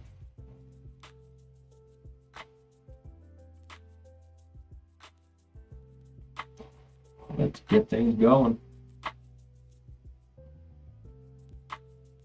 Today we are Team Branded. That's what we're looking for.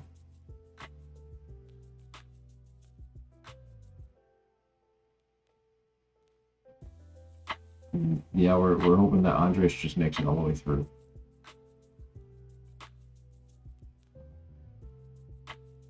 So these players finished second and third after the Swiss rounds. So they're playing each other, and then Jesse and Cam finished fourth and first. So they played each other. And for anyone who hasn't seen yet, Cam got game loss in game 2 for slow play, which means it wasn't his first time over the weekend slow playing. So he had to receive that as at least the second warning. So, like, the pro player, hurry up. Like, I get that it's a complex situation and a very high nerve environment, but, like, get yourself together, collect yourself, and, like, play in a timely manner. So, Now we know Jesse's in the finals. If he hadn't won that last round yesterday, he would have been knocked out, and somebody else would have been playing in his spot. Probably would have been a completely different outcome of that can match. But now we're going to see, you know, what I think should be a pretty solid matchup. Andres is such a good player. It's like, all right, well, we're in for a treat.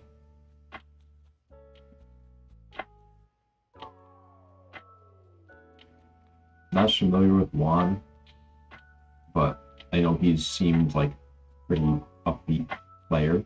And what I've kind of seen throughout the event when they've done interviews with him or when he's been playing. So, yeah, I think this would be a good match. All right, looks like they're getting ready. You can see some rolling of the dice.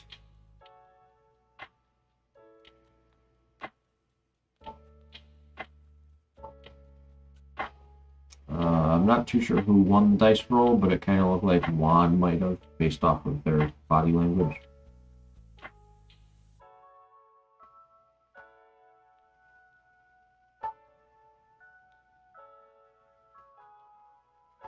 Maybe.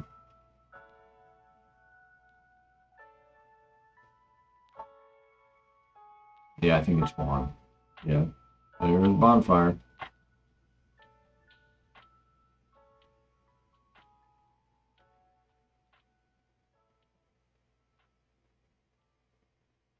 Summons the ash and activates the effect. See Andres thinking here. Oh, you just check his hand. Papa comes out. Papa's gonna go off. Well, at least we know when it goes to Andres that we'll get to see, you know, at the minimum, some sort of variety that's not fire. That's like the one big benefit of having one deck that's not, you know, the best deck in the room, is that you get to actually see someone play something different. I believe that's Oak. Okay. Flameburge.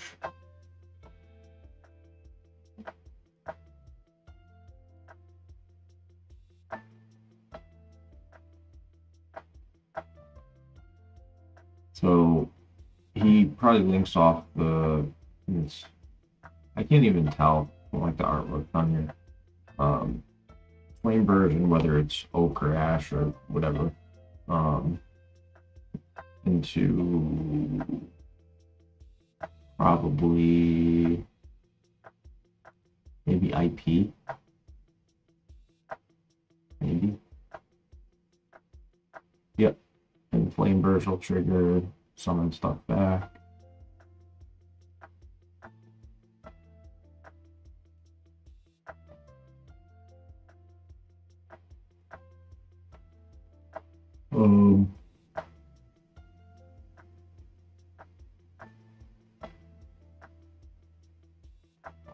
Okay. Incredible. Princess. Princess will go off. Flameburge. IP to spell trap zone. Alright. And you get what? Witch out. Right? Or I'm sorry, yeah. Jet synchron.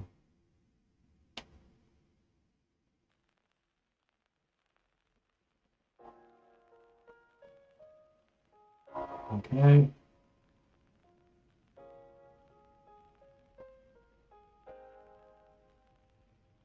Formula. Yep. Gets your draw card.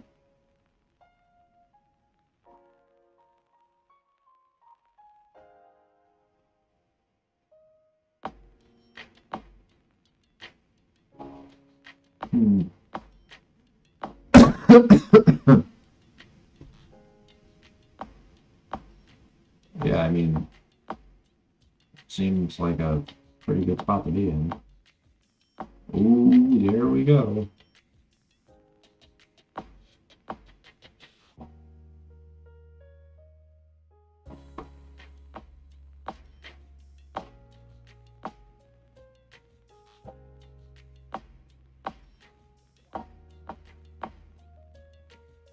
There's Witch.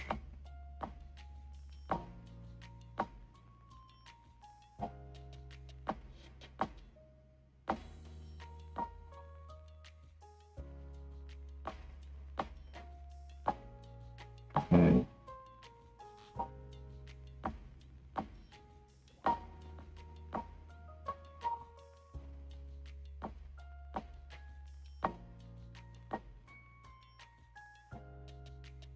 I mean, he's basically just free to pop off. It doesn't look like Andres has any interruptions. Like, I don't see anything that strikes me as a counter here, unless like, okay, so there's a Savage, you get activated, and if Andres has like a mid, then sure. No, you had nothing. Okay. Alright. So that's a negate with the Savage. Formula can make Baron. Baron has a negate. IP can summon itself. Princess can go off. He has the Flame Verge. I mean, is there anything that he can do? Like, that's insane turn reward. Cartesia.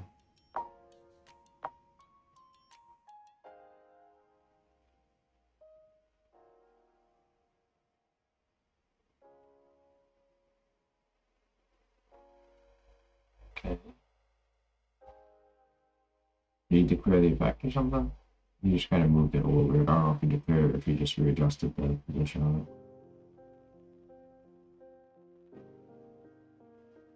Super Poly. There it is. We're seeing a Super Poly come down. Okay, is that gonna be a Mud Dragon or something?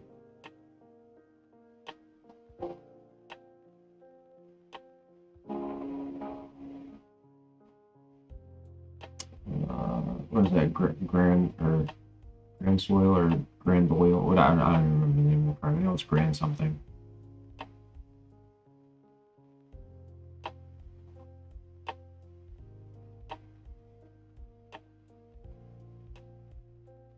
They're like messing with the brightness on Andre's face cam. I see it changing like a bunch. He keeps like getting. Yeah, they're doing something with that. I don't know. I have no clue what's going on.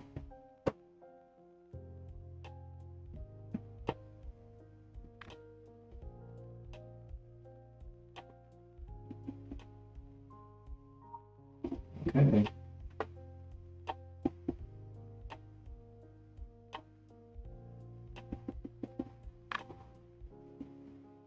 And the IP now comes out. There's a Flame Bird. This is just. There's Baron. And then we're gonna see Flame Burge revive stuff. Yep. And then IP can make an Appaloosa.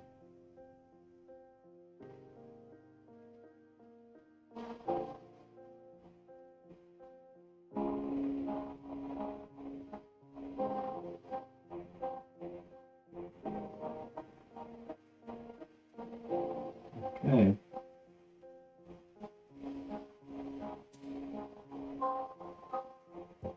Just nuts. Like, it's just nuts to me. I don't know, man. You give me a 4 material Appaloosa.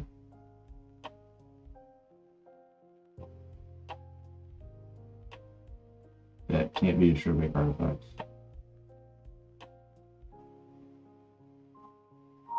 Oh, Thrust. You can negate with a Baron. Got 2 in hand. If he negates it with a Baron, then there's a chance that he already has something in hand that he can activate. Can you imagine if, like, he negates the Thrust, and then Andres is like, Brain Infusion. He just drops a Brain Infusion. Because if he doesn't have the Brain Infusion, he probably searches for it here. If he does have the Brain Infusion and Juan chooses to negate the Thrust, then he just goes Brain Infusion. So did Ash. Okay, that's pretty good. Yeah, I don't know. Andres' face, the way he just moved his jaw and his lips is kind of like, I got nothing. With Brain Infusion, negate with the Baron.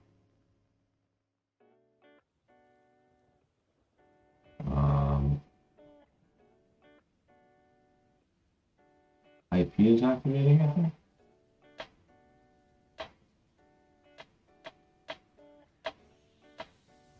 Is that going to be SP Little Knight? I was summoning SP in the main monster zone. That should be in your extra monster zone.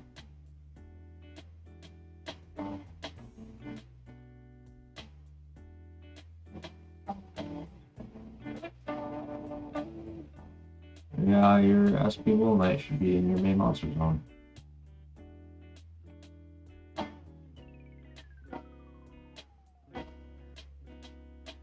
Don't really know how that managed to get by the judges.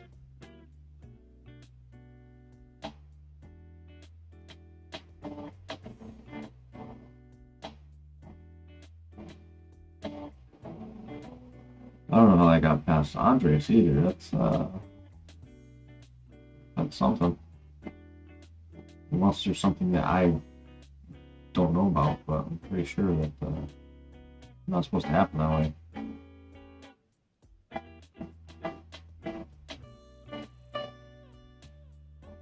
What is that? Can't even see what card that is.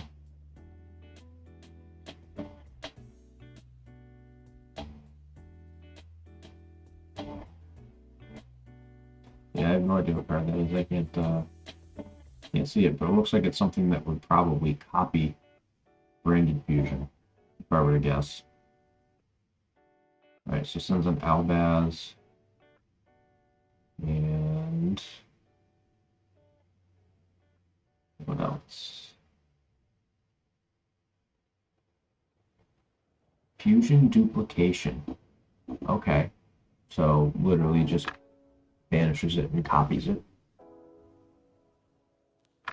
Sends a Lubellion. Okay. I mean, he's still got plays. Baron's negate is gone, but Baron can still pop, and SP can still banish. So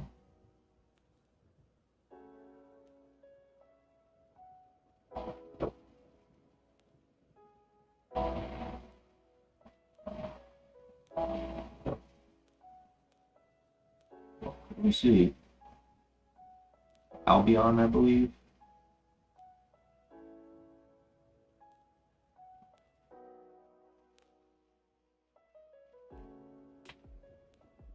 So Albion's definitely gonna activate.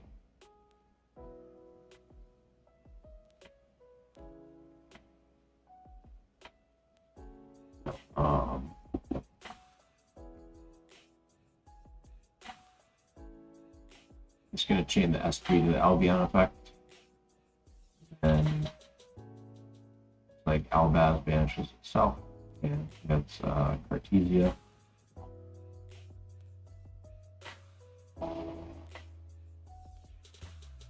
What is that, like Sanctifier or something like that? Makes the extra monster zone, so I guess in a way that's not terrible, because the like Relinquish Anima isn't going to be able to fuck the card up. Currently anyways.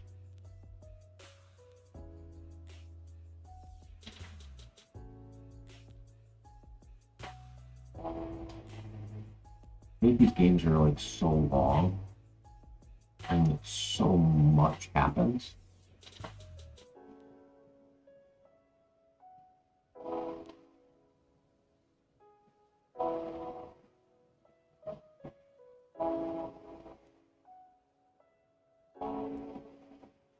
I mean, that technically Andres, I mean, he's still quote unquote in it. I don't know how good of odds he has, but he's still technically in it.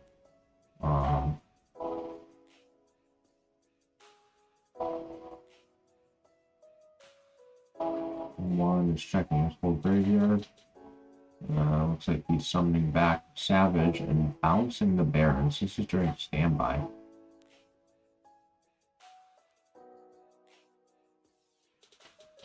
Here I thought they were like main phase already, but nope, they're in standby and now maybe moving into main phase. Yep, now they're main phase. There's Poplar.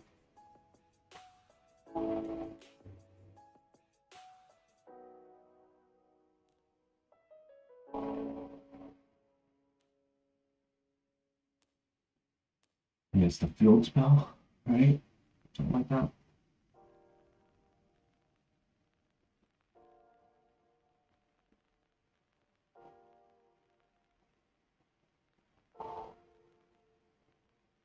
Activate the field spell.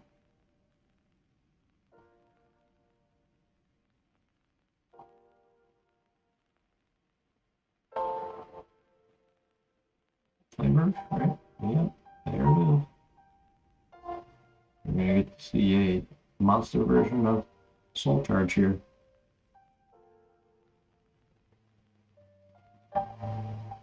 I think he's probably gonna. I think there's a possibility that he can OTK Andres this turn.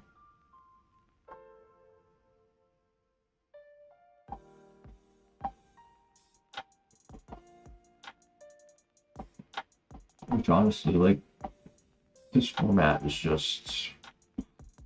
We're gonna have to do something. Like, we're really gonna have to do something here. I don't understand how. Wait, no, they tribute level 1 from the field to summon that from grave, maybe. Appaloosa with 3,200 attack points. Okay. Then Flame Burge is gonna go off.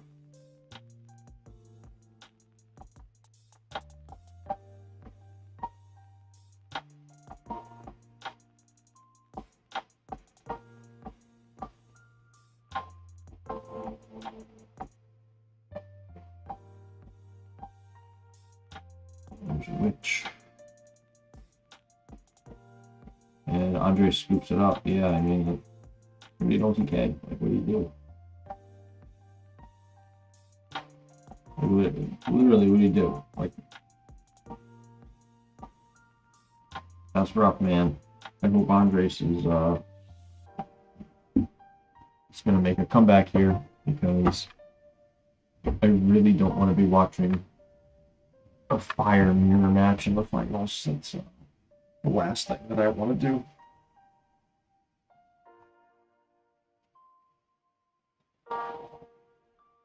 It'd be so boring to watch that. But they're siding.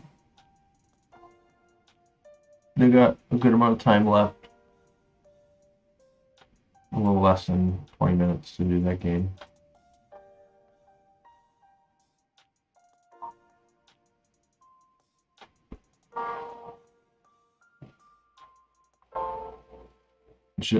I think the fire deck is so boring. Like, I get that it's like the best deck and everything, but I like watching Sylvans play back in half format. Like, I used to think that Sylvans were so cool back then. And now it's like, man, it's like, this is taking forever. Absolutely forever. It does the same thing each turn, every turn. Yeah, it's just, I don't know. Not the most entertaining thing in the world. But Andres will probably choose to go first in game 2. So that's like one of the big positives, is that we might see something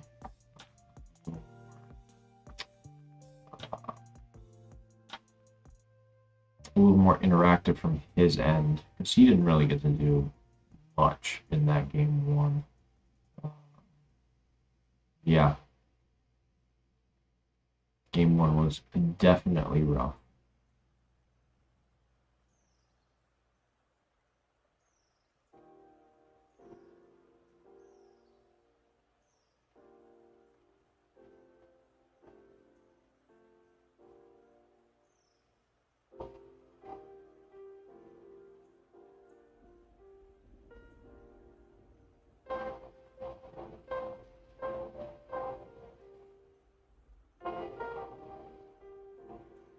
But let's hope we don't see Brandon Fusion get Ash or something. That would be a real kick.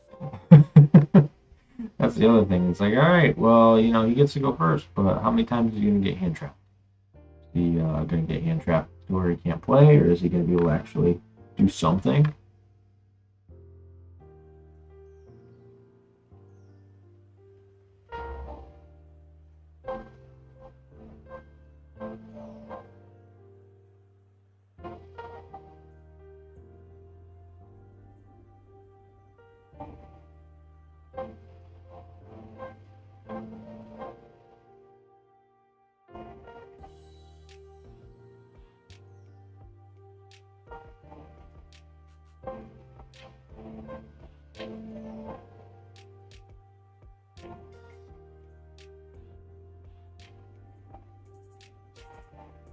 It's tough to kind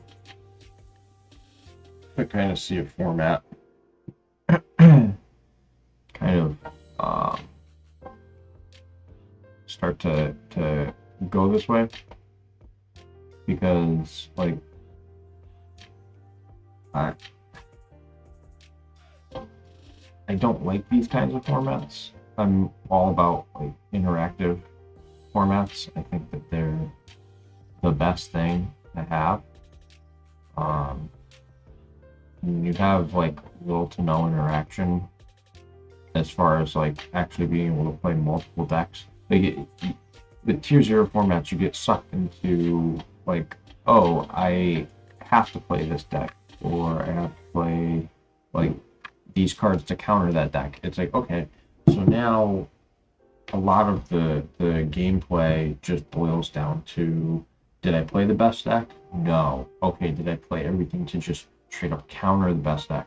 Oh, I didn't play every single card to do that. Then, oh, I just lose? Okay. But like, clearly Andres has been doing okay this tournament. He's 4-1-1 in Swiss rounds. That game 1 was just really rough, but I mean, hey, maybe this game 2 he steals it, and then maybe game 3 he can draw a pretty solid hand, and then be able to steal it. I don't know. I don't know. We're gonna find out soon.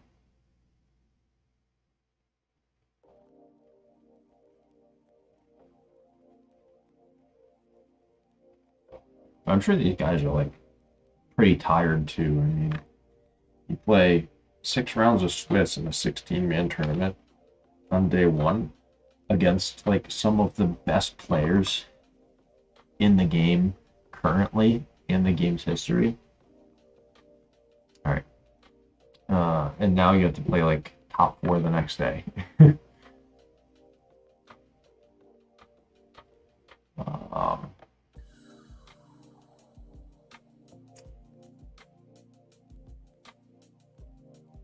There is Albion, and Albaz.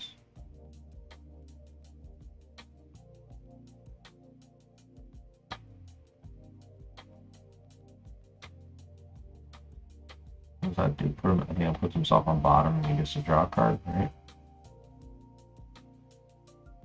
Yeah, okay. Looks like he drew a spell card. He drew Branded Fusion. That's insane.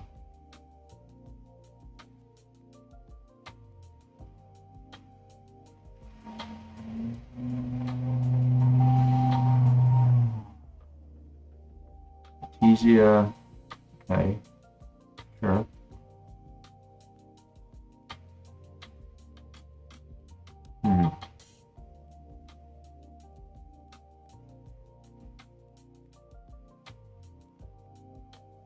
Like branded at high spirits or something like that.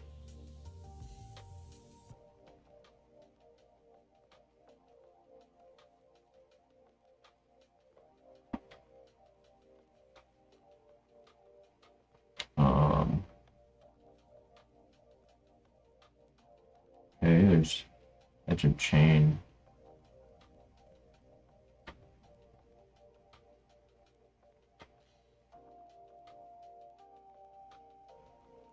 I'm curious to see what his deck list looks like. There's Quem. Okay.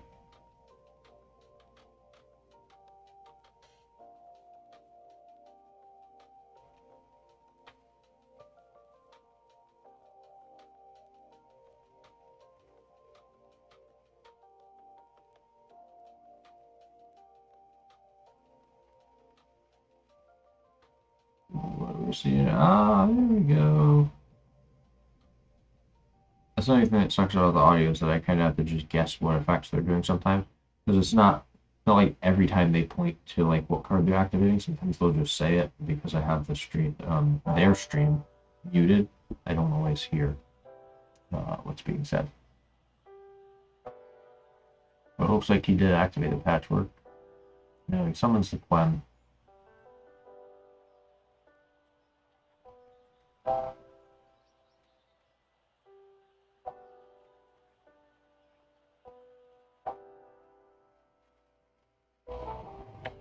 Okay.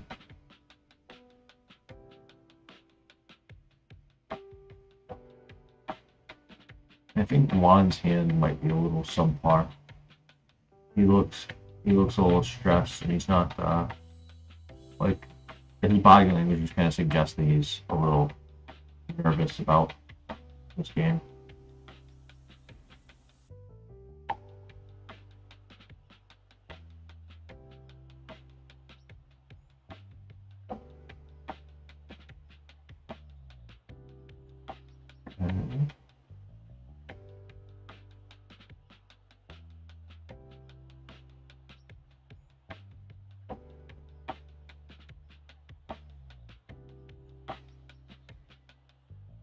I think they were just kind of going over what happens here. Cartesia hits the board. I think Saronir's gonna dump. Probably something like Rebellion or something.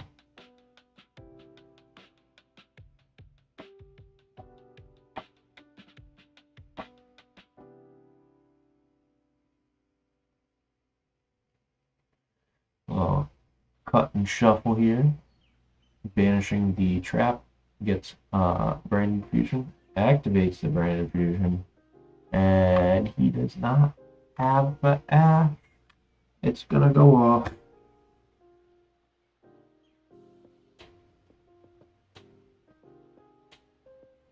Okay.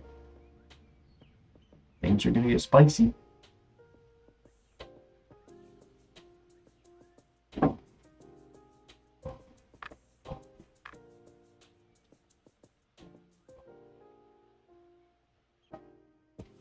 Getting like multiple channelings here or something. Started pointing to stuff.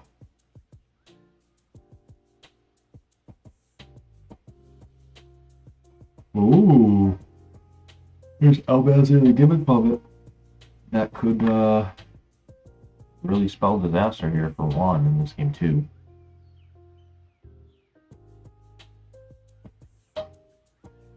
Okay, that's Rebellion, I believe.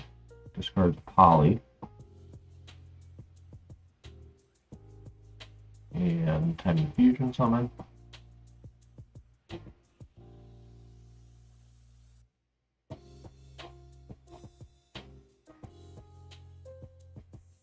Masquerade and Albaz.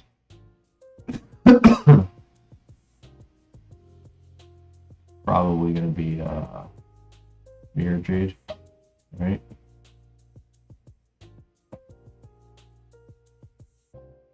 if Mirror Jade is legal, but yeah, it's Mirror Jade. And then shuffle.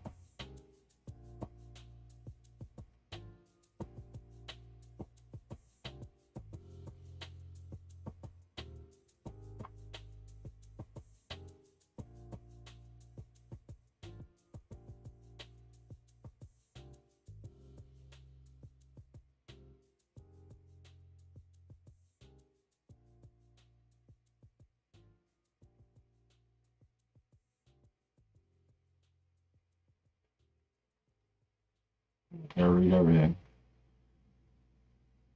Gotta make sure you know everything on the field that's important.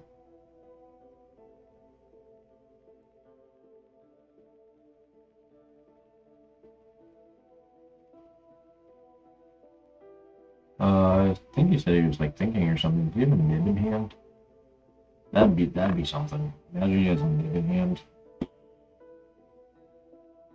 Oh, he might have it.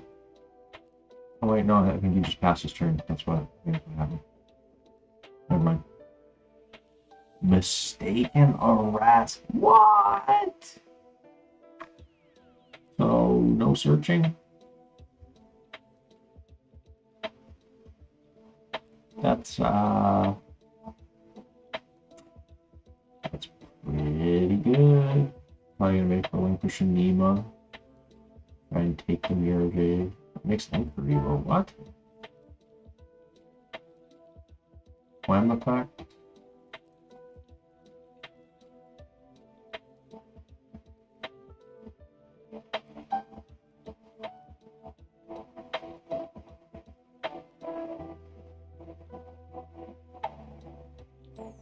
I'm sure he was gonna make a Nima try and steal a Mirror Jade.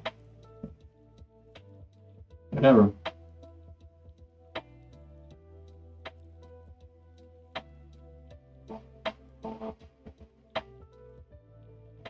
All five. Okay.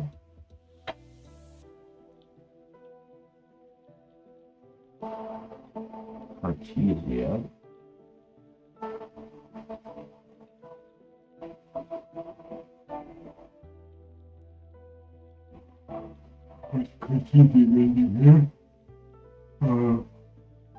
That's Rambrum.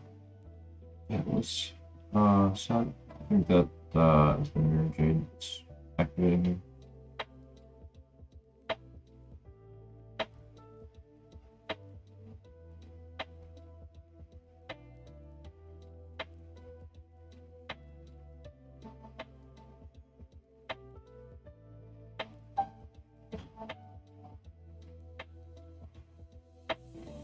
I think they're trying to resolve the chain, but I think they're talking about like separate chain links or something.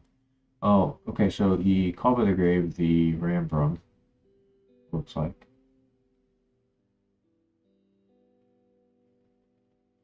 Maybe? What's back in the grave?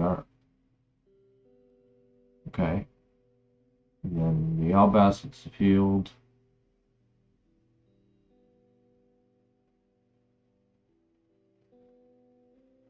Rebo, Poplar. Okay, sure. This is a really weird game state. I think Andres probably has a good shot at taking this game too. Okay, that's pretty good.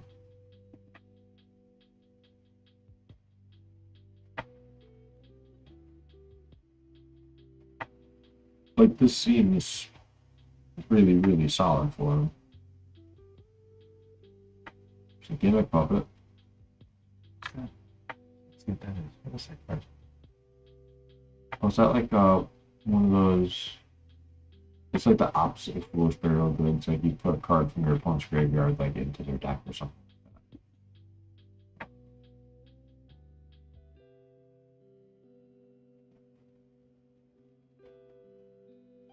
So what does he like? Go back to gimmick puppet or the Clem or something like that?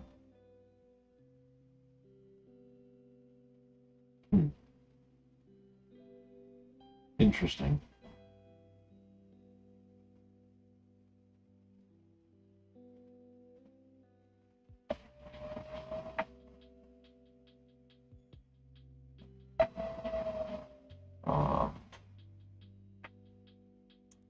Yeah, that's interesting. But, I mean, pretty good. Not gonna lie. Multiple layers of interruption here. There's witch effect.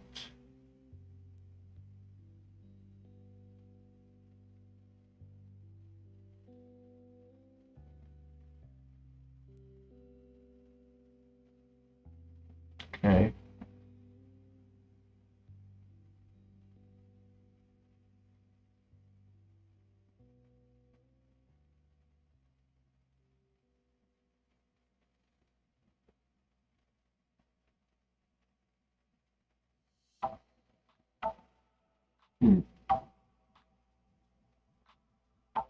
I mean, as much as I don't want to see Fire advance, Juan is playing pretty well, and he's drawing into like everything he needs. So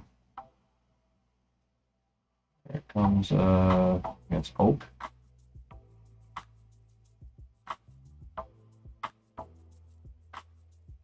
Okay.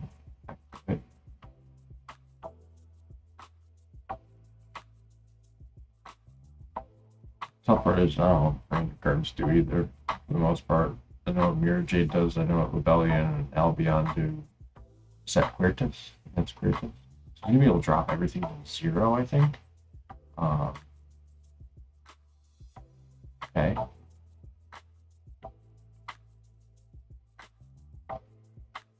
Interesting.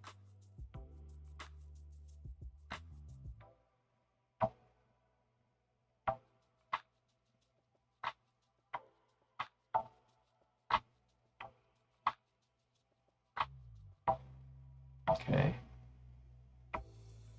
Flameburst? Probably. Yep. There it is. Once again. Oh god.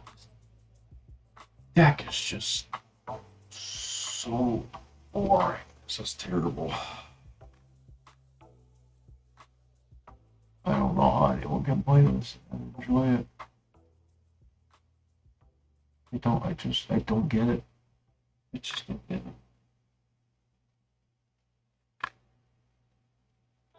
I really don't want to watch the Fire versus Fire finals.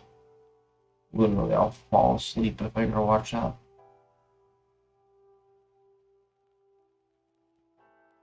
Okay. True. Thinking.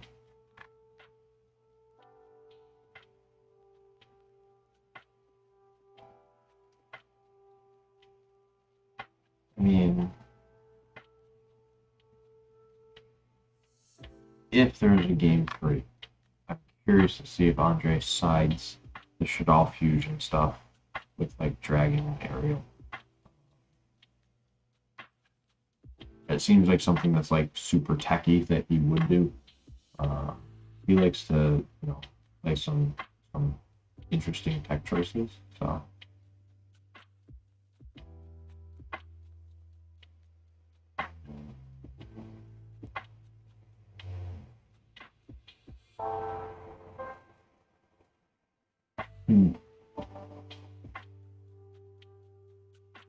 I mean, Andre still has like a sizable board up, but that could change like really, really quickly.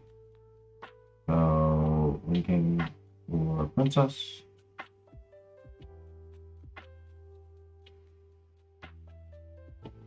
Flameburst. Okay. Sure. There's Phoenix. Probably Zealantis, maybe. Yep. There's Zealantis. If he banishes, the Mirror Jade, I believe, is able to activate again when it comes back on. I believe that is how it works. And I think that's what he's asking, and I don't think that they can answer it, because I think that's poaching, right?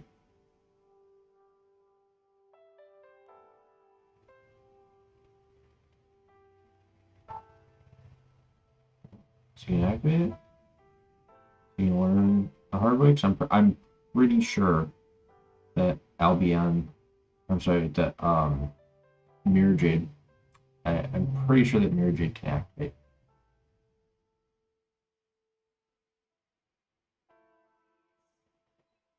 I'm like almost 99% sure that's how it works.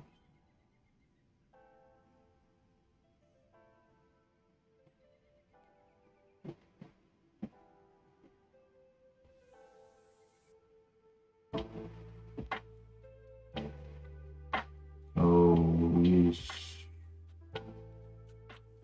Oh, well, yeah, I believe Zelanthus can summon them face down defense, which theoretically does completely play around the Mirror Jade.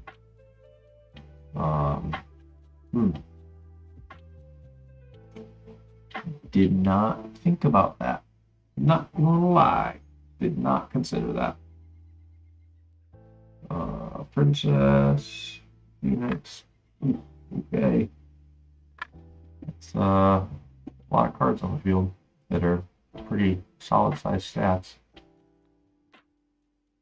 Looks like he's attacking. Then the effect will activate with Mirror Jade, so in the end phase he'll wipe all the special summon cards. Zelanthus attacks the Cartesia. Oh, is that enough for game? Oh, that's somehow an OTK? I didn't realize it. Oh no, Zelanthus popped the Mirror Jade infusion during battle that has 2 polling. Oh, okay. Okay, and then he just swung in for big damage. Oh no, I have to watch a fire versus fire finals. Why? Why do I have to watch it? That shit, oh. And I have to watch Jesse play. Well, okay. Okay. Sure. Well, while we wait for that, I'm going to go run to the bathroom and to grab another snack real quick. That's just, oh, that's awful. This is something. I'll be back in a minute.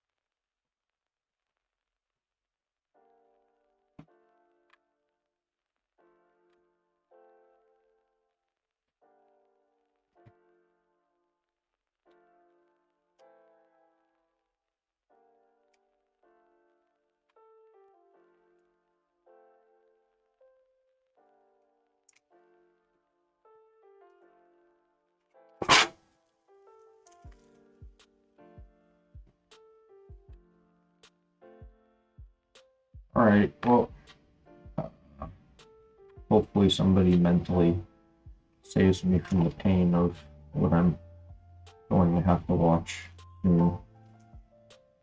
It's the most bored I've been watching the event. It's just so bad. I don't get it.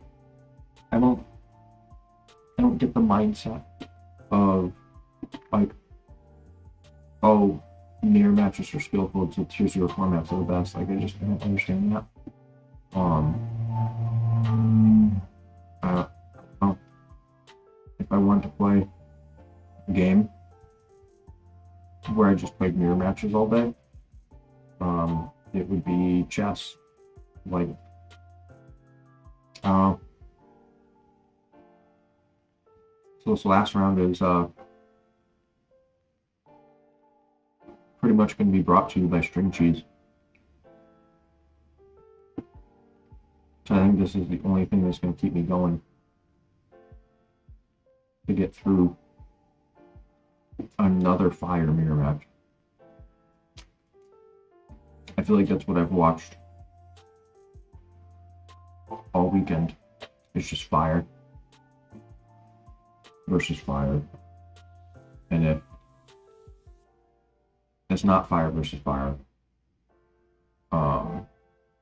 it's like fire versus a deck that just gets run over by fire.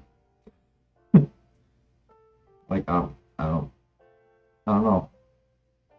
I really don't know. I'm very much so beyond myself.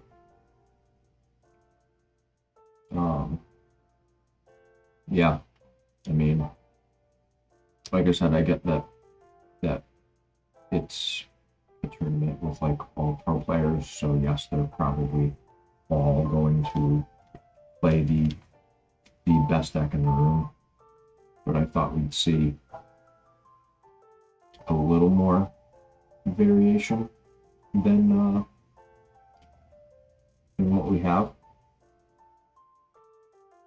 Like I said, I have 11. I know 8 of the 11.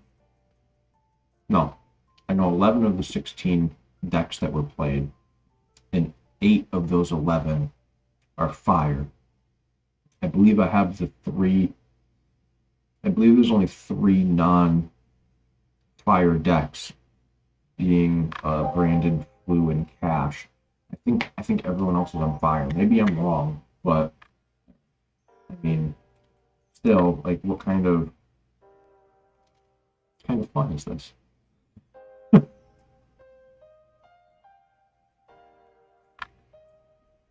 thing that's crazy to me too is that, like, TCG will have formats like this stick around for a while, but then there's like Master Duel, and before the cards are even released, they're like doing limits on stuff before it even comes out, and we just have to sit here as like TCG players, just be like, oh well, it'll get hit at some point. It's like, why don't we, did really well in a few events hit a little sooner? Because I remember Full Power Pepe. I played Full Power Pepe. Played the deck, had it all. At the time, it was worth like $1,300 to play that deck, which is insane. I remember going to my friend's house one night, and he's like, "Oh, did you see the ban list?" And I'm like, "No." Like, there wasn't a ban list. And he goes, "Oh, they did an emergency ban list," which had never really been done before. And I looked, and they like hit the deck so hard, and it was still like the best deck like 6 months after that. Like, absolutely ridiculous. But yeah, I don't know. When there's tier 0 formats, I feel like they need to do emergency ban lists for things like that. Because Because it's just not fun for people who like want to play different decks, because like what chance do they have? Like, oh, okay, you got paired up against fire and you're playing Marincess. It's like, all right, did you draw enough hand traps to just completely overpower them? Or are you just going to get completely and totally run over? Like this, I don't know. I think that it's probably moving into a not so fun format. But in good news, I have a tournament that I'm playing in next week on Sunday at my locals. It is a table 500 tournament. They created a huge ban list of decks. So under Konami's rules, if you're going to do like, it's essentially Heart of the Underdog, is basically what it boils down to. Under Konami's rules as an OTS, you can't ban individual cards. You have to ban like archetypes in some capacity. So my locals have banned certain main deck archetypes. Actually, a lot of main deck archetypes. I think there's probably close to 50 decks that are banned. And one of them that is not banned, I think,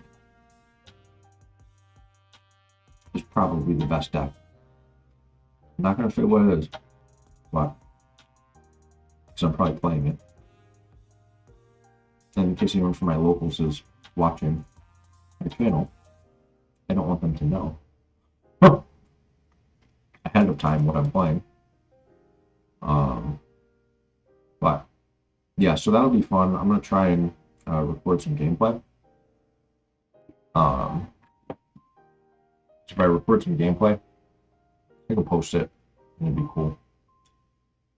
I think if I do play this deck, that I should be able to probably win the event.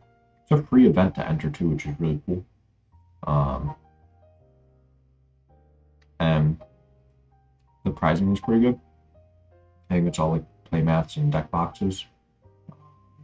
Can't remember the company that they're from, but there's playmats and deck boxes from whatever playmat and deck box company created the product.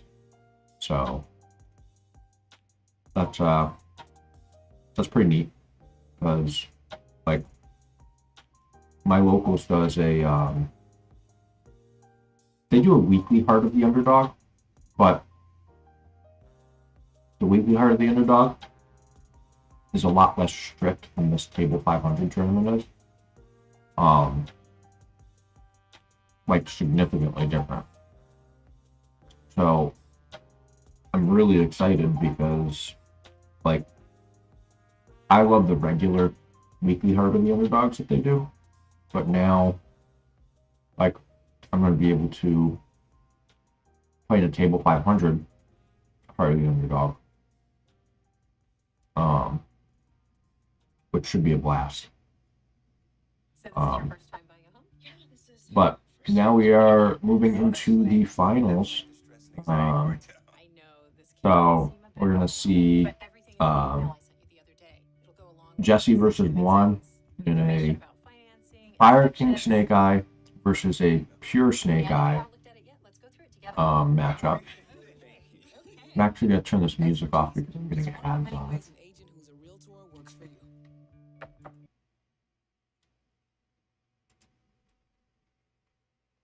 Okay. Let's see how well this goes. I mean, We already know Fire's winning.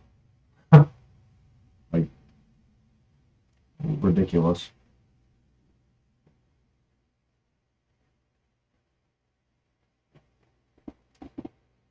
I kind of knew going into this weekend, though, that it was probably going to be like this, so.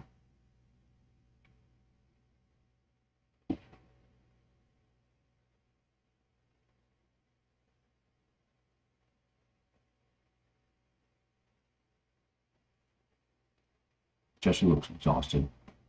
It's like they've had me on the feature match like 7 times this weekend. I don't want to be on the feature match anymore. I think this is probably like his 4th time on the feature. I think he's had the top 4 in the finals, obviously. I know he had at least 1 in the regular Swiss. I think he had 2, though, in the regular Swiss thing.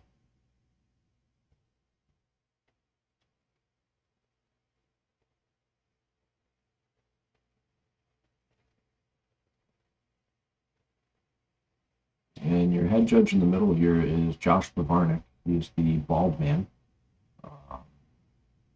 I have played against Josh before the regional. And I 2-0'd him.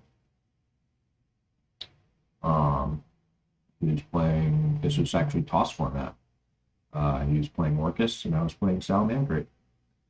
And yeah, DD Crow is a really good card. At that time, Salamangreat didn't have access code. You had Warlord Dragon. So you could play around Dingirsu by just stealing it.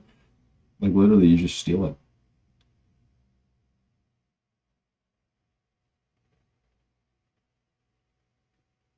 And if you played like Update Jammer, then your Warlord could attack twice, which was even better. So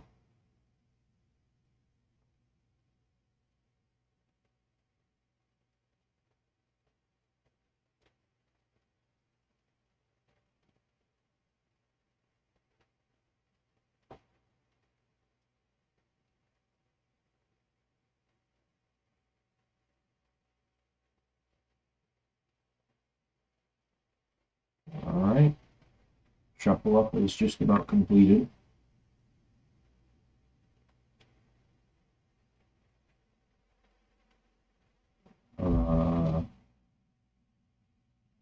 See, both of them went 4-2 in Swiss. I feel like that's how it goes. Like, the people who go like undefeated in Swiss almost never make it to the finals. Like, it's rare. It's rare that it happens. Not saying it doesn't happen at all, because it has in the past, but compared to like the X2s, I feel like the X2s always just somehow manage to make it to the finals. Yeah, really, really impressive.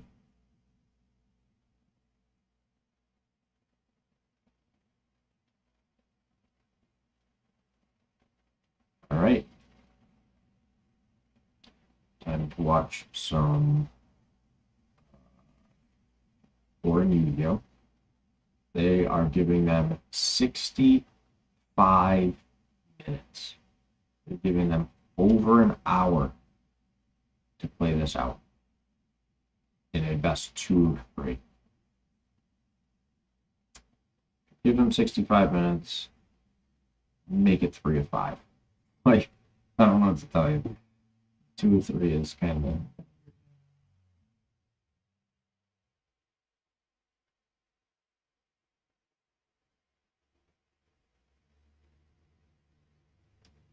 Jesse going? Yeah, I think Jesse's going first.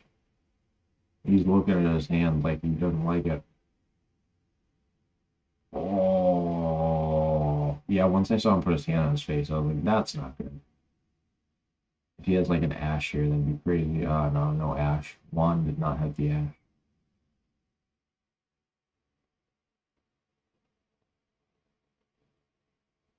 Well, I mean, technically, 1 hand trap can probably stop this, judging by how it looks.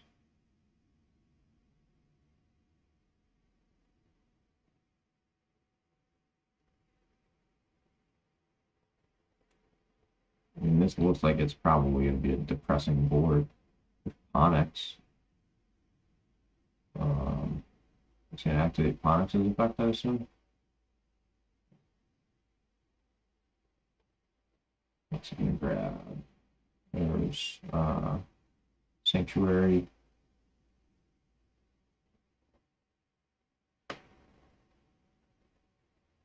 Activate the Sanctuary to then activate the Fire King Island.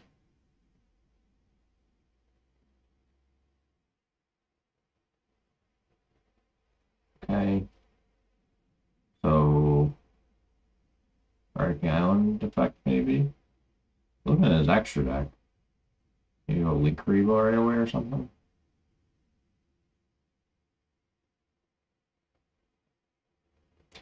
He goes Link Revo.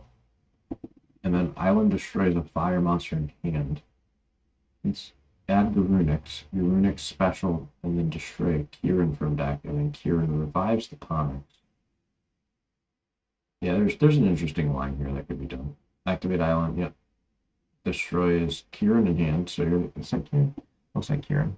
Adds a Grunix. Now he can go Grunix 1, Kieran 2, or vice versa. And then the Onyx comes back out, the Grunix hits the field. I mean, he's in this. He is in this. Crazy how he looked at his hand. He's probably thinking, oh, I'm going to get, like, hand trapped immediately and just, you know, auto lose.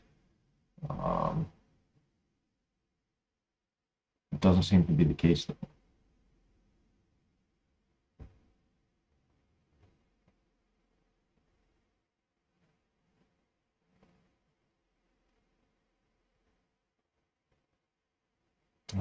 Kieran comes back out because of Arvada being destroyed by Grunix. So he's basically gonna probably full combo here. I think. I mean, he should be able to do a half decent combo here. I don't see a world where he doesn't.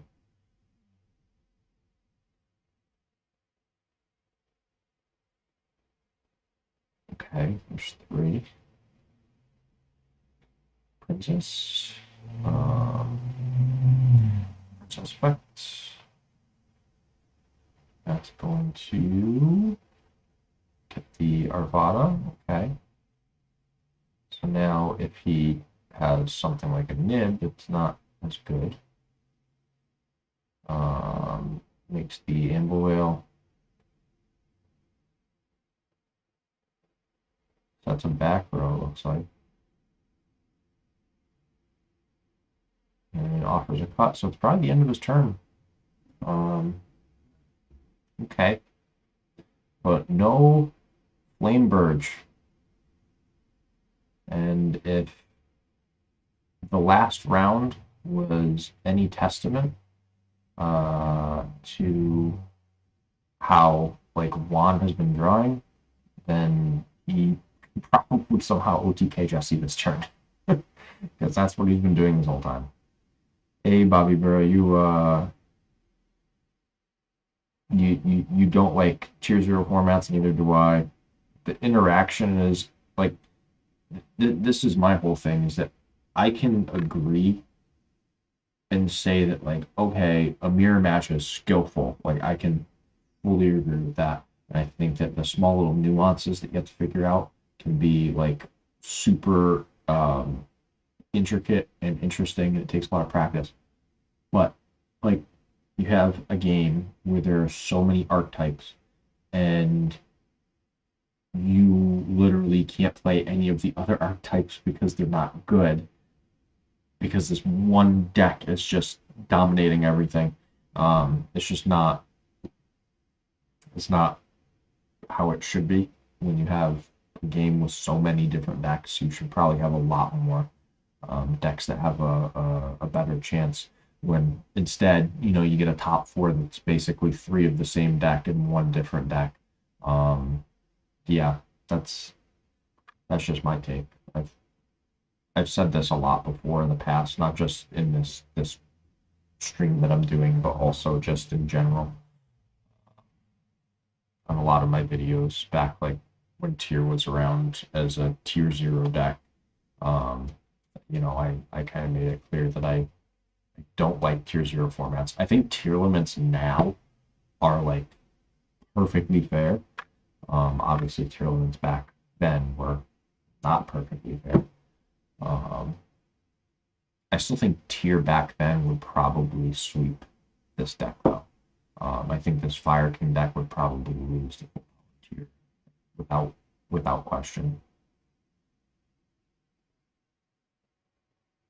Yeah, the thing that I find interesting about like the facial expressions is that like obviously they've been playing the decks they're playing all weekend and they practiced before that. So they know all the lines that are being executed and all the counters to them. It's just about whether or not they drew the counters to them. And Juan has been playing phenomenally well. His top 4 match against Andres, he 2-0'd Andres, like just blew him out of the water. So I feel like he's got actually a pretty solid shot of beating Jesse here. Like I do think that there's a good chance. And he dropped Forbidden Chalice on the Arvada, so like Jesse has some interaction, but not that much. And Jesse doesn't have Flame Burst in circulation, so like, I mean, what more do you want? Juan is just on a roll, man. He's just on a roll.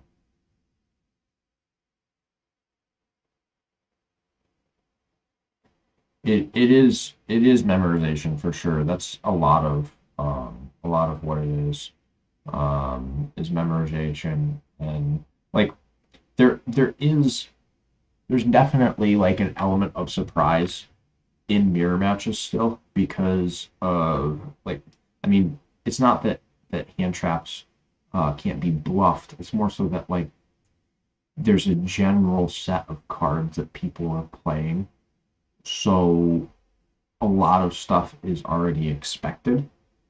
And when there's stuff that's already expected, it's like, okay, I'm not shocked if they have this. I'm not shocked if they have that. It's just about whether or not you have the capability to play through whatever interruption they could possibly have that you're pretty sure that, you know, every deck is probably playing. Imperm and Valor are like probably, you know, outside of stuff like Shifter, Imperm and Valor are probably the 2 best hand traps that should be in every single deck right now. Yeah, there's just no reason to not have Imperm Valor in every deck that you play. You know, they're just such good cards. Hitting like, you know, Snake Eye Ash is really good.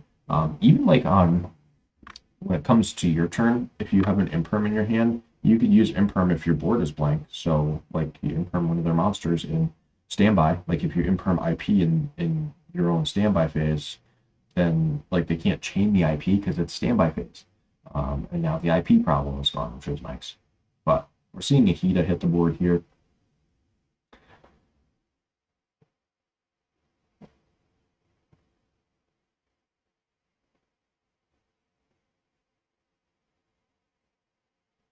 Yeah, it is about playing optimally, but I mean that can be said for any deck.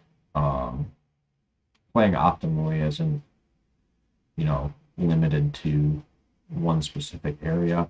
You should like take the time to test whatever deck you're playing, obviously before bringing it to an event, so you know the absolute basics of a deck, because it's not fair to your opponent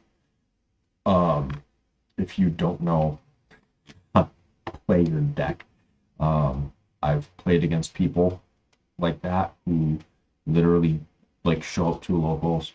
They've been playing the game for a while, but they're playing a new deck. They don't know how to play it, and then they slow play you, and they make misplays, and they try and say that you're the one that's slow playing and that you're not treating them fairly. And it's like, dude, It's like you literally just took like 2 whole minutes to figure out that you were trying to do a play that you couldn't even do because it's not legal, and then you had to go back to a different play. Like that drives me absolutely nuts. Like you should know how to play your deck at least semi functionally if you're like even an okay player.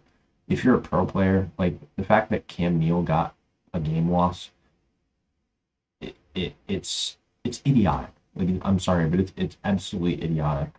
Um, because like you're a pro player, you've been playing for how long, and you can't make a decision. Like you had so many decisions that you could make, and now you have to correct your misplays and go back and fix stuff. And I've said this already that this is like, a very intense environment that these players are playing in this weekend. I mean, this is literally 16 of the best players in the history of the game easily. But still, like if you're playing in the tournament, that means you are one of those 16 players, which means you should be playing optimally. But let's see here. At slower formats, more debatable about what is optimal because you don't know what card your opponent will draw. What their back row is. Oh, that's a hard thing to combat because I don't agree fully because in slower formats there's still like there may be more valid decks, but there's still going to be like a defined meta in every format where there's a deck that everyone is playing more than every other deck. So you can expect certain things, which makes it so you can play around certain things too. So I think it's still like, okay, I have to know the matchups for what's around in the format. And unfortunately for the format that we're currently seeing on our screen, it seems to be that the format is just tier 0, I guess. I don't know. Mathematically it is. That's all that I know. That mathematically we are technically in a tier 0 format just off of these tournament results. YCS Vegas will obviously tell a lot about what the format is, but I mean I don't know. This is just I'm in shock. There's a link probably gonna make it's dark. Flame Burge will activate. It's just literally it's just soul charge. Like that's it's soul charge. It's crazy. And then dark is gonna bring back Link Rebo, okay. Sure.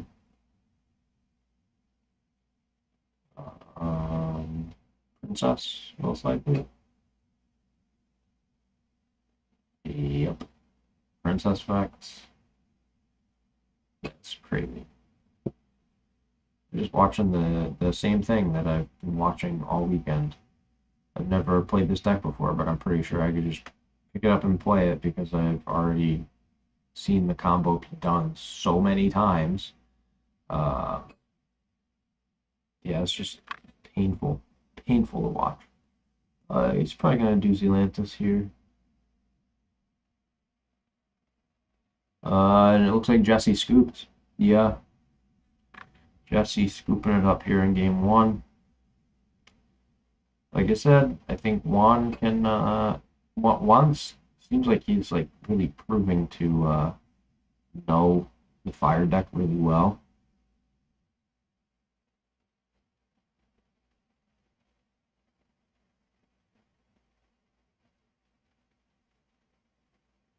Alright, so now they're siding.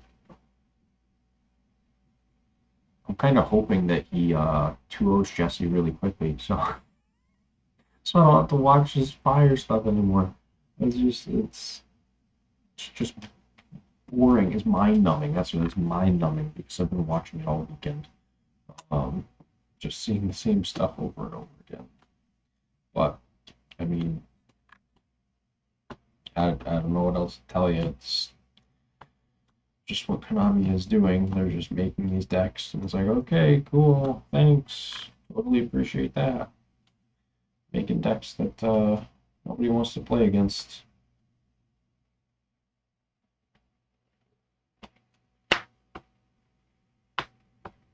But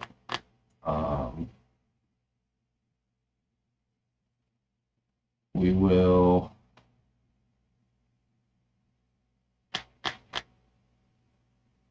probably see Jesse go first, I would guess, for this next game. I don't see why he wouldn't choose to go first. It would make sense for him to go first anyways.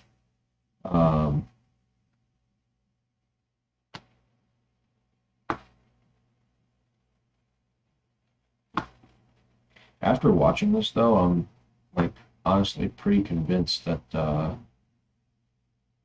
it's a pretty good idea to be like main decking Nibiru. Nibiru is actually really, really good, like really good. If you Nibiru them in the proper spot, they just can't really play the game, which is, you know, obviously what you're trying to do is make them not be able to play the game. That's kind of the whole point. So, I mean, hey, you can make it work, you can make it work, but it's just about actually finding a way to make it work when you're playing in a format that's, you know, like this one.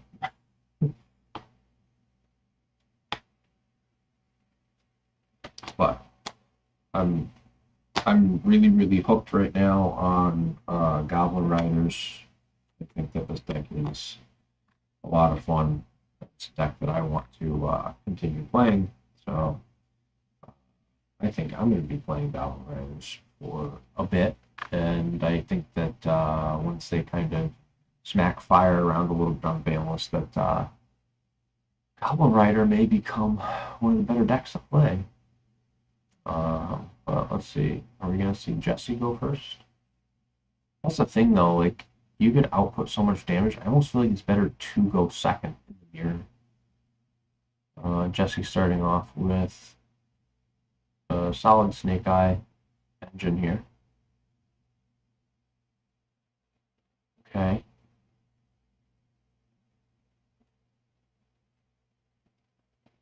This is just probably standard. Be hilarious if Juan was like, oh, by the way, I have Nib. Just like Nibs in his combo. That'd be something.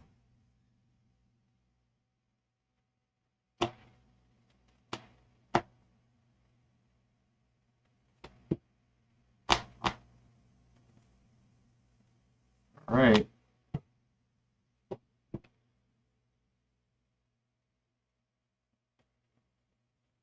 Flameburge now, maybe? Possibly. Well, Jesse has access to it this game, at least. Game 1, he did not. That's the thing, like, on the next ban list, everyone's like, oh, like, just, you know, limit the Sinful engine or something. Like, you know, put Wanted and Witch to 1 or something like that.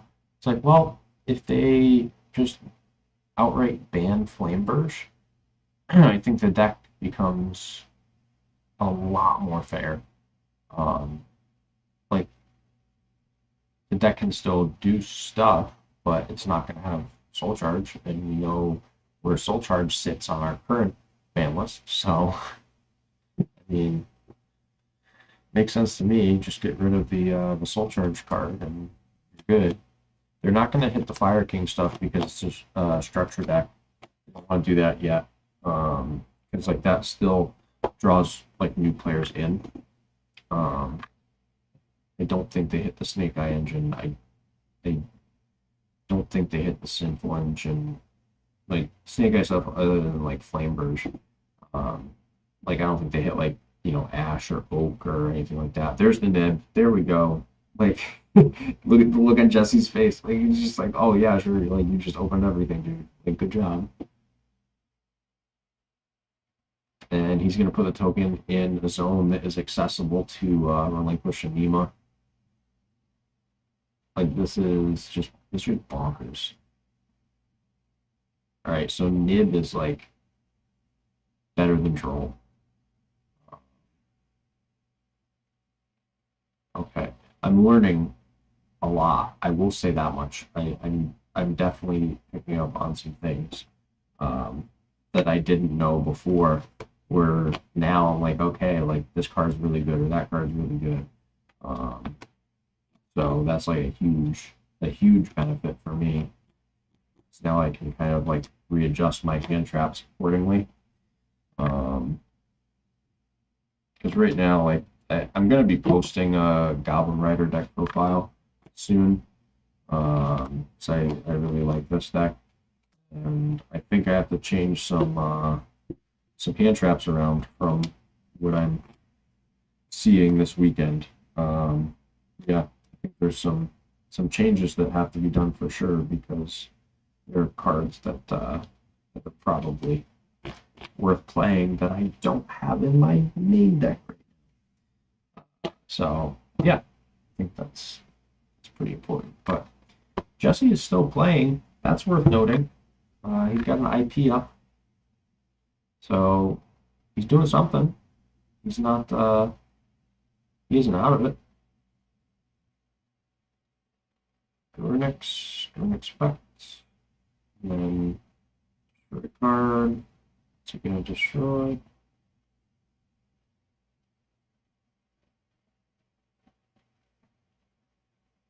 Be crazy if you like destroyed Kieran and then had like Arvada in hand.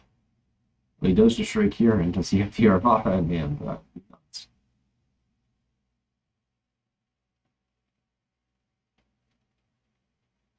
Well, there's the Ponix, and then the Nib gets popped.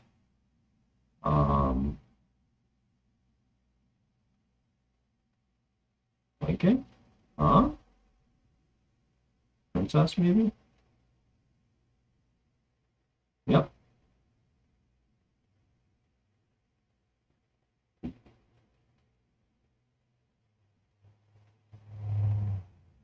Summon the Sunlight Wolf, okay. Make the Amber Whale, and then you get to add back with the Sunlight Wolf.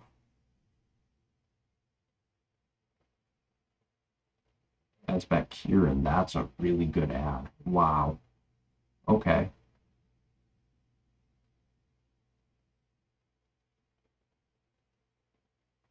He's still going. He's still got plays.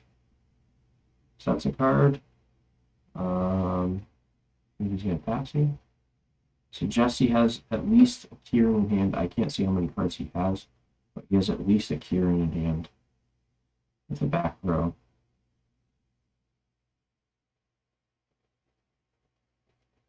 Infirm, Solemn Strike. I think he won a game with Strike yesterday.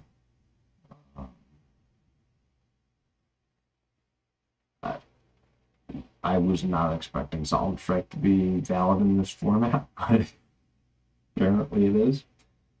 Bonfire. Uh-oh. Ash. Woo. Strike and Ash. That's pretty good. But does Juan have anything else to play with? Because he's been seeing a lot of insane hands. Top 4 in finals.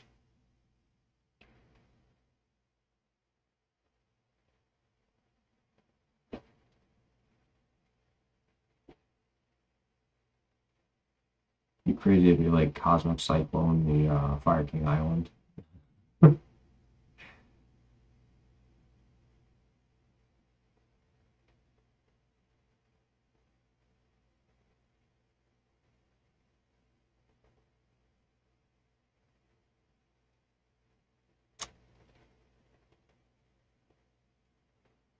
Talents? Oh. Like this dude is drawing every good card possible. He's drawing, and he's drawing 2 more, so he's gonna have even crazier cards in hand.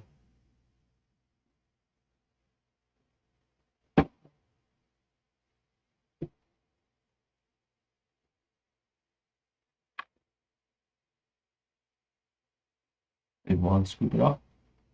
I took a sip of water and missed whatever happened. Maybe he didn't draw anything playable and he just had to scoop it up because he knew Jesse had the follow-up.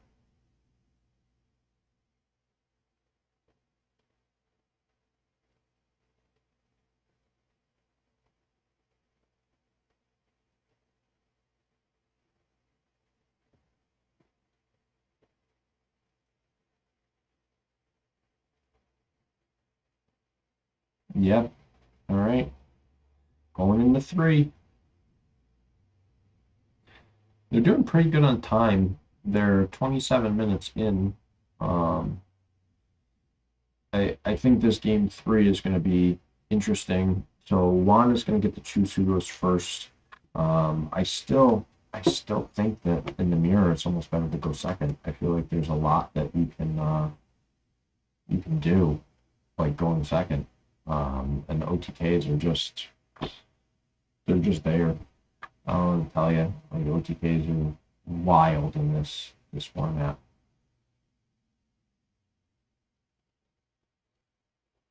It's mostly just fire doing the OTKs. So, I mean, like, I've got so many decks that I can play that are technically viable. Like, not meaning that they're good, but meaning that they're, playable at the minimum. And, like, they're not even worth touching because the format just says, hey, you can't do anything. So, like, I don't know. It's just kind of a weird spot to be in this format. It's not looking good, I'll tell you that much. At least I don't think so.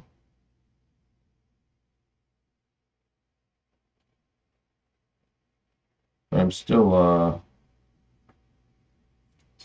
obsessed with the fact that Shaddoll Fusion like outs this board. Like Shaddoll Fusion is just insane. I can't get over that. I cannot get over it no matter what anyone tells me. Like, so good. I also don't feel like I feel like in the mirror, like you almost want to side out Ash. Ash Blossom, that is, not Evil Eye Ash. I feel like siding out Ash Blossom is worth it because, like, what are you going to get out of it? Your opponent's just going to make a Heba and take your Ash Blossom. So, I don't know. I think that you should probably, like, side it out most of the time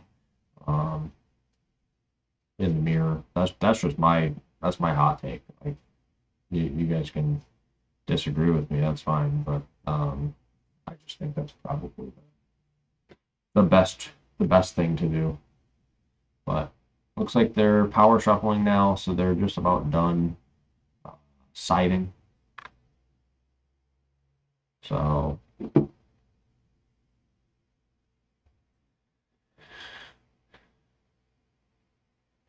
I've been streaming for I think almost 4 hours now, watching this top 4.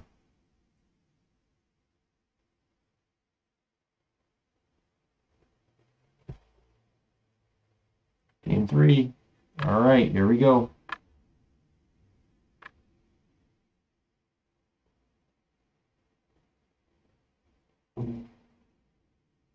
And I'm assuming Juan's going to go first.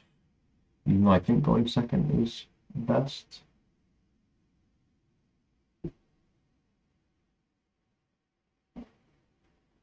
Looks like Ash, maybe, right? Something like that. Valor. Uh-oh. That's unfortunate.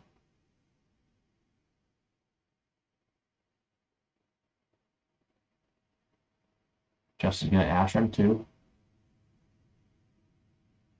He picked those hands really quick.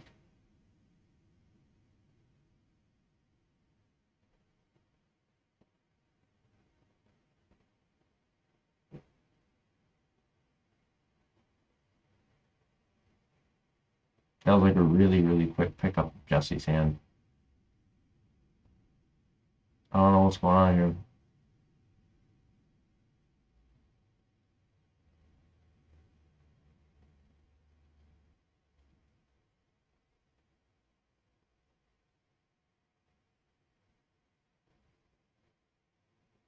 That's oak, right?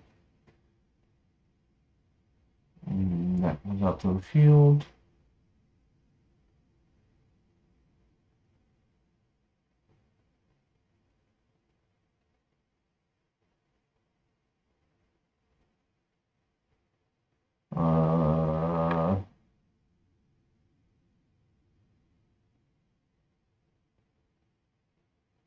There's a link. Link Rebo, probably. Yep. Okay. Is this Flame Burst? Probably. If I were to guess, probably.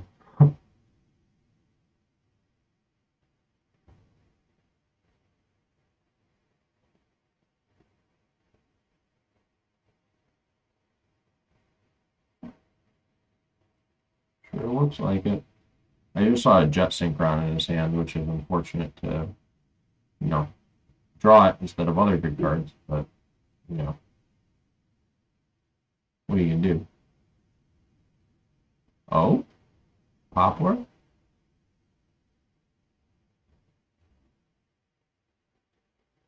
Field spell.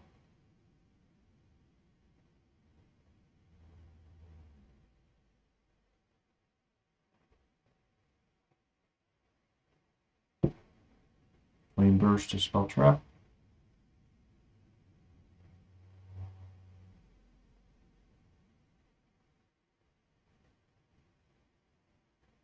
He passes? What? Don't tell me Jesse's about to just take this down.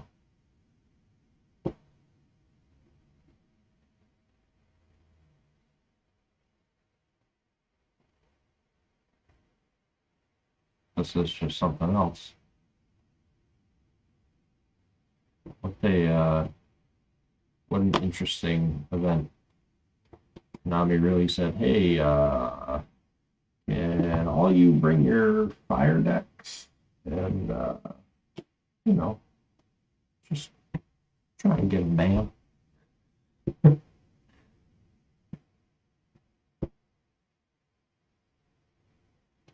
And he's got 1-for-1. Jeez. Okay.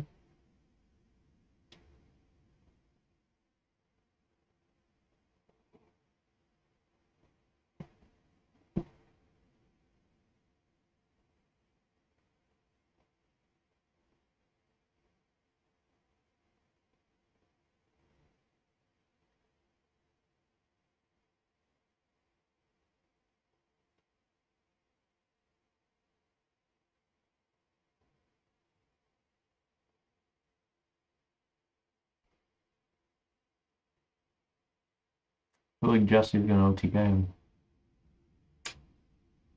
Kind of what I'm feeling.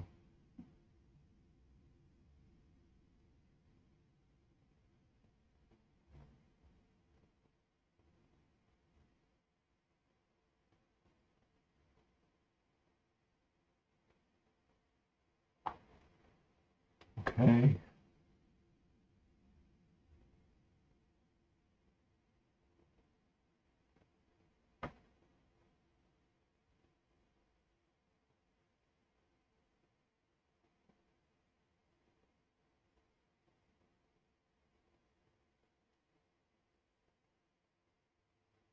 I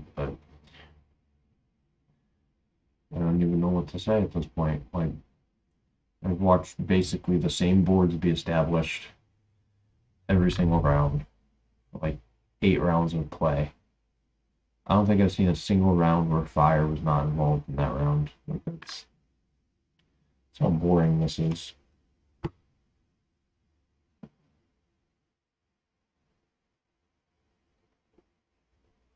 I knew like the deck was gonna be really good. But I didn't know we were gonna like be going into what's probably another tier 0 format with it. Everyone made it seem like it was like, oh, you know, you can combat it by doing this or by doing that.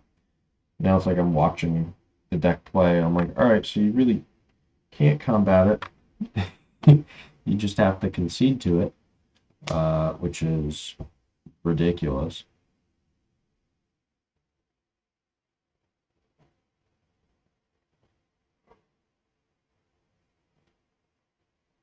Now Jesse's got a Flame Verge out.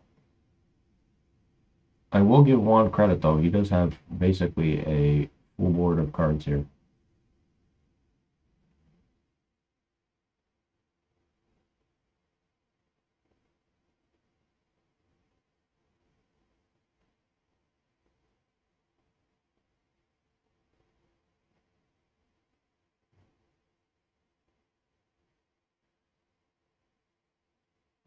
I mean, this is just I really don't know what to think. My head hurts. My head hurts from watching the same deck play all day long. All day today, all day yesterday. Watch the same deck over and over. I think I get that my channel in a way is, you know, named after and themed after one deck, but that one deck was never tier 0.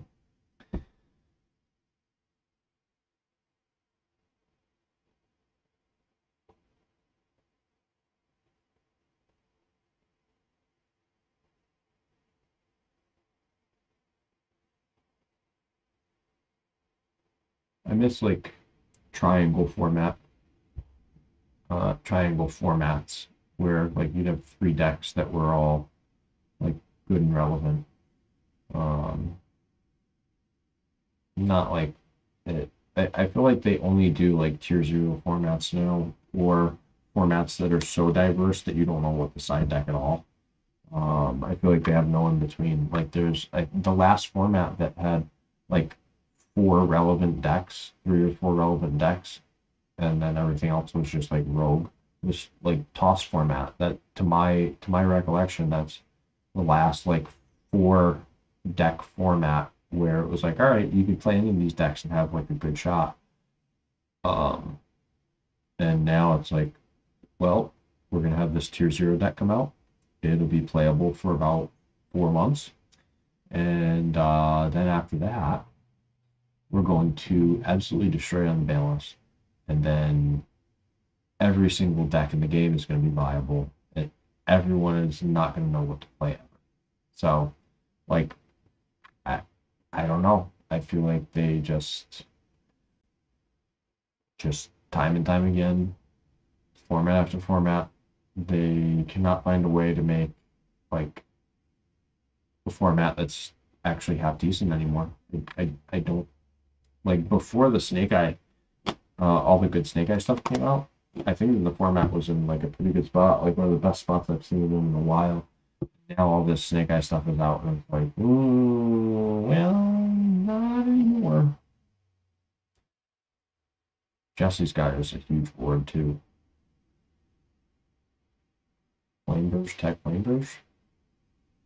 Or no, I'm sorry, you're using the effect.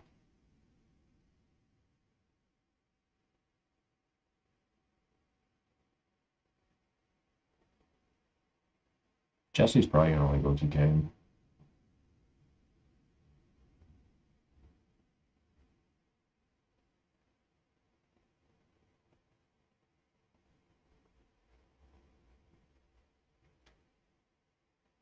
Overlay? Oh, Lincoln. Okay. He just stacked them and moved his hand. I'm like, oh, what are we doing here? Sunlight Wolf. Okay. Pyro. And Atlantis. Atlantis effect.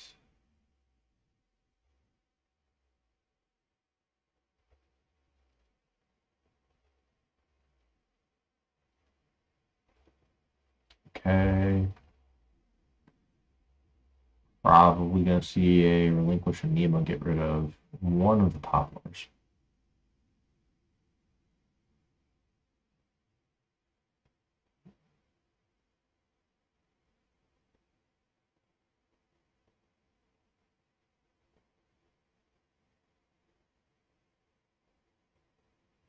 Okay.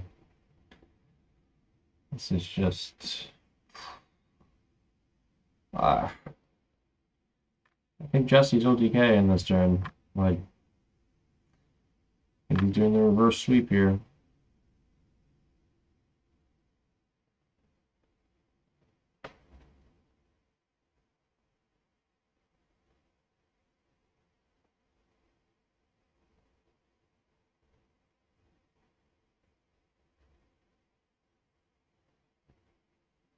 Tax.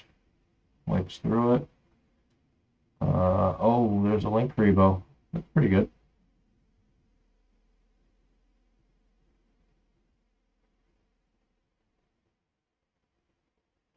Uses link rebo effect.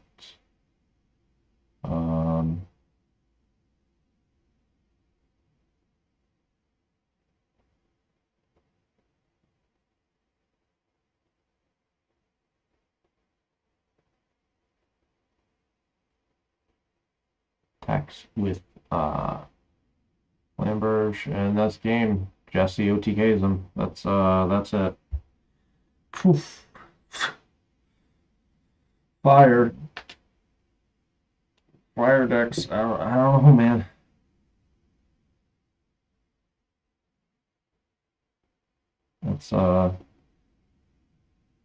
That's something else.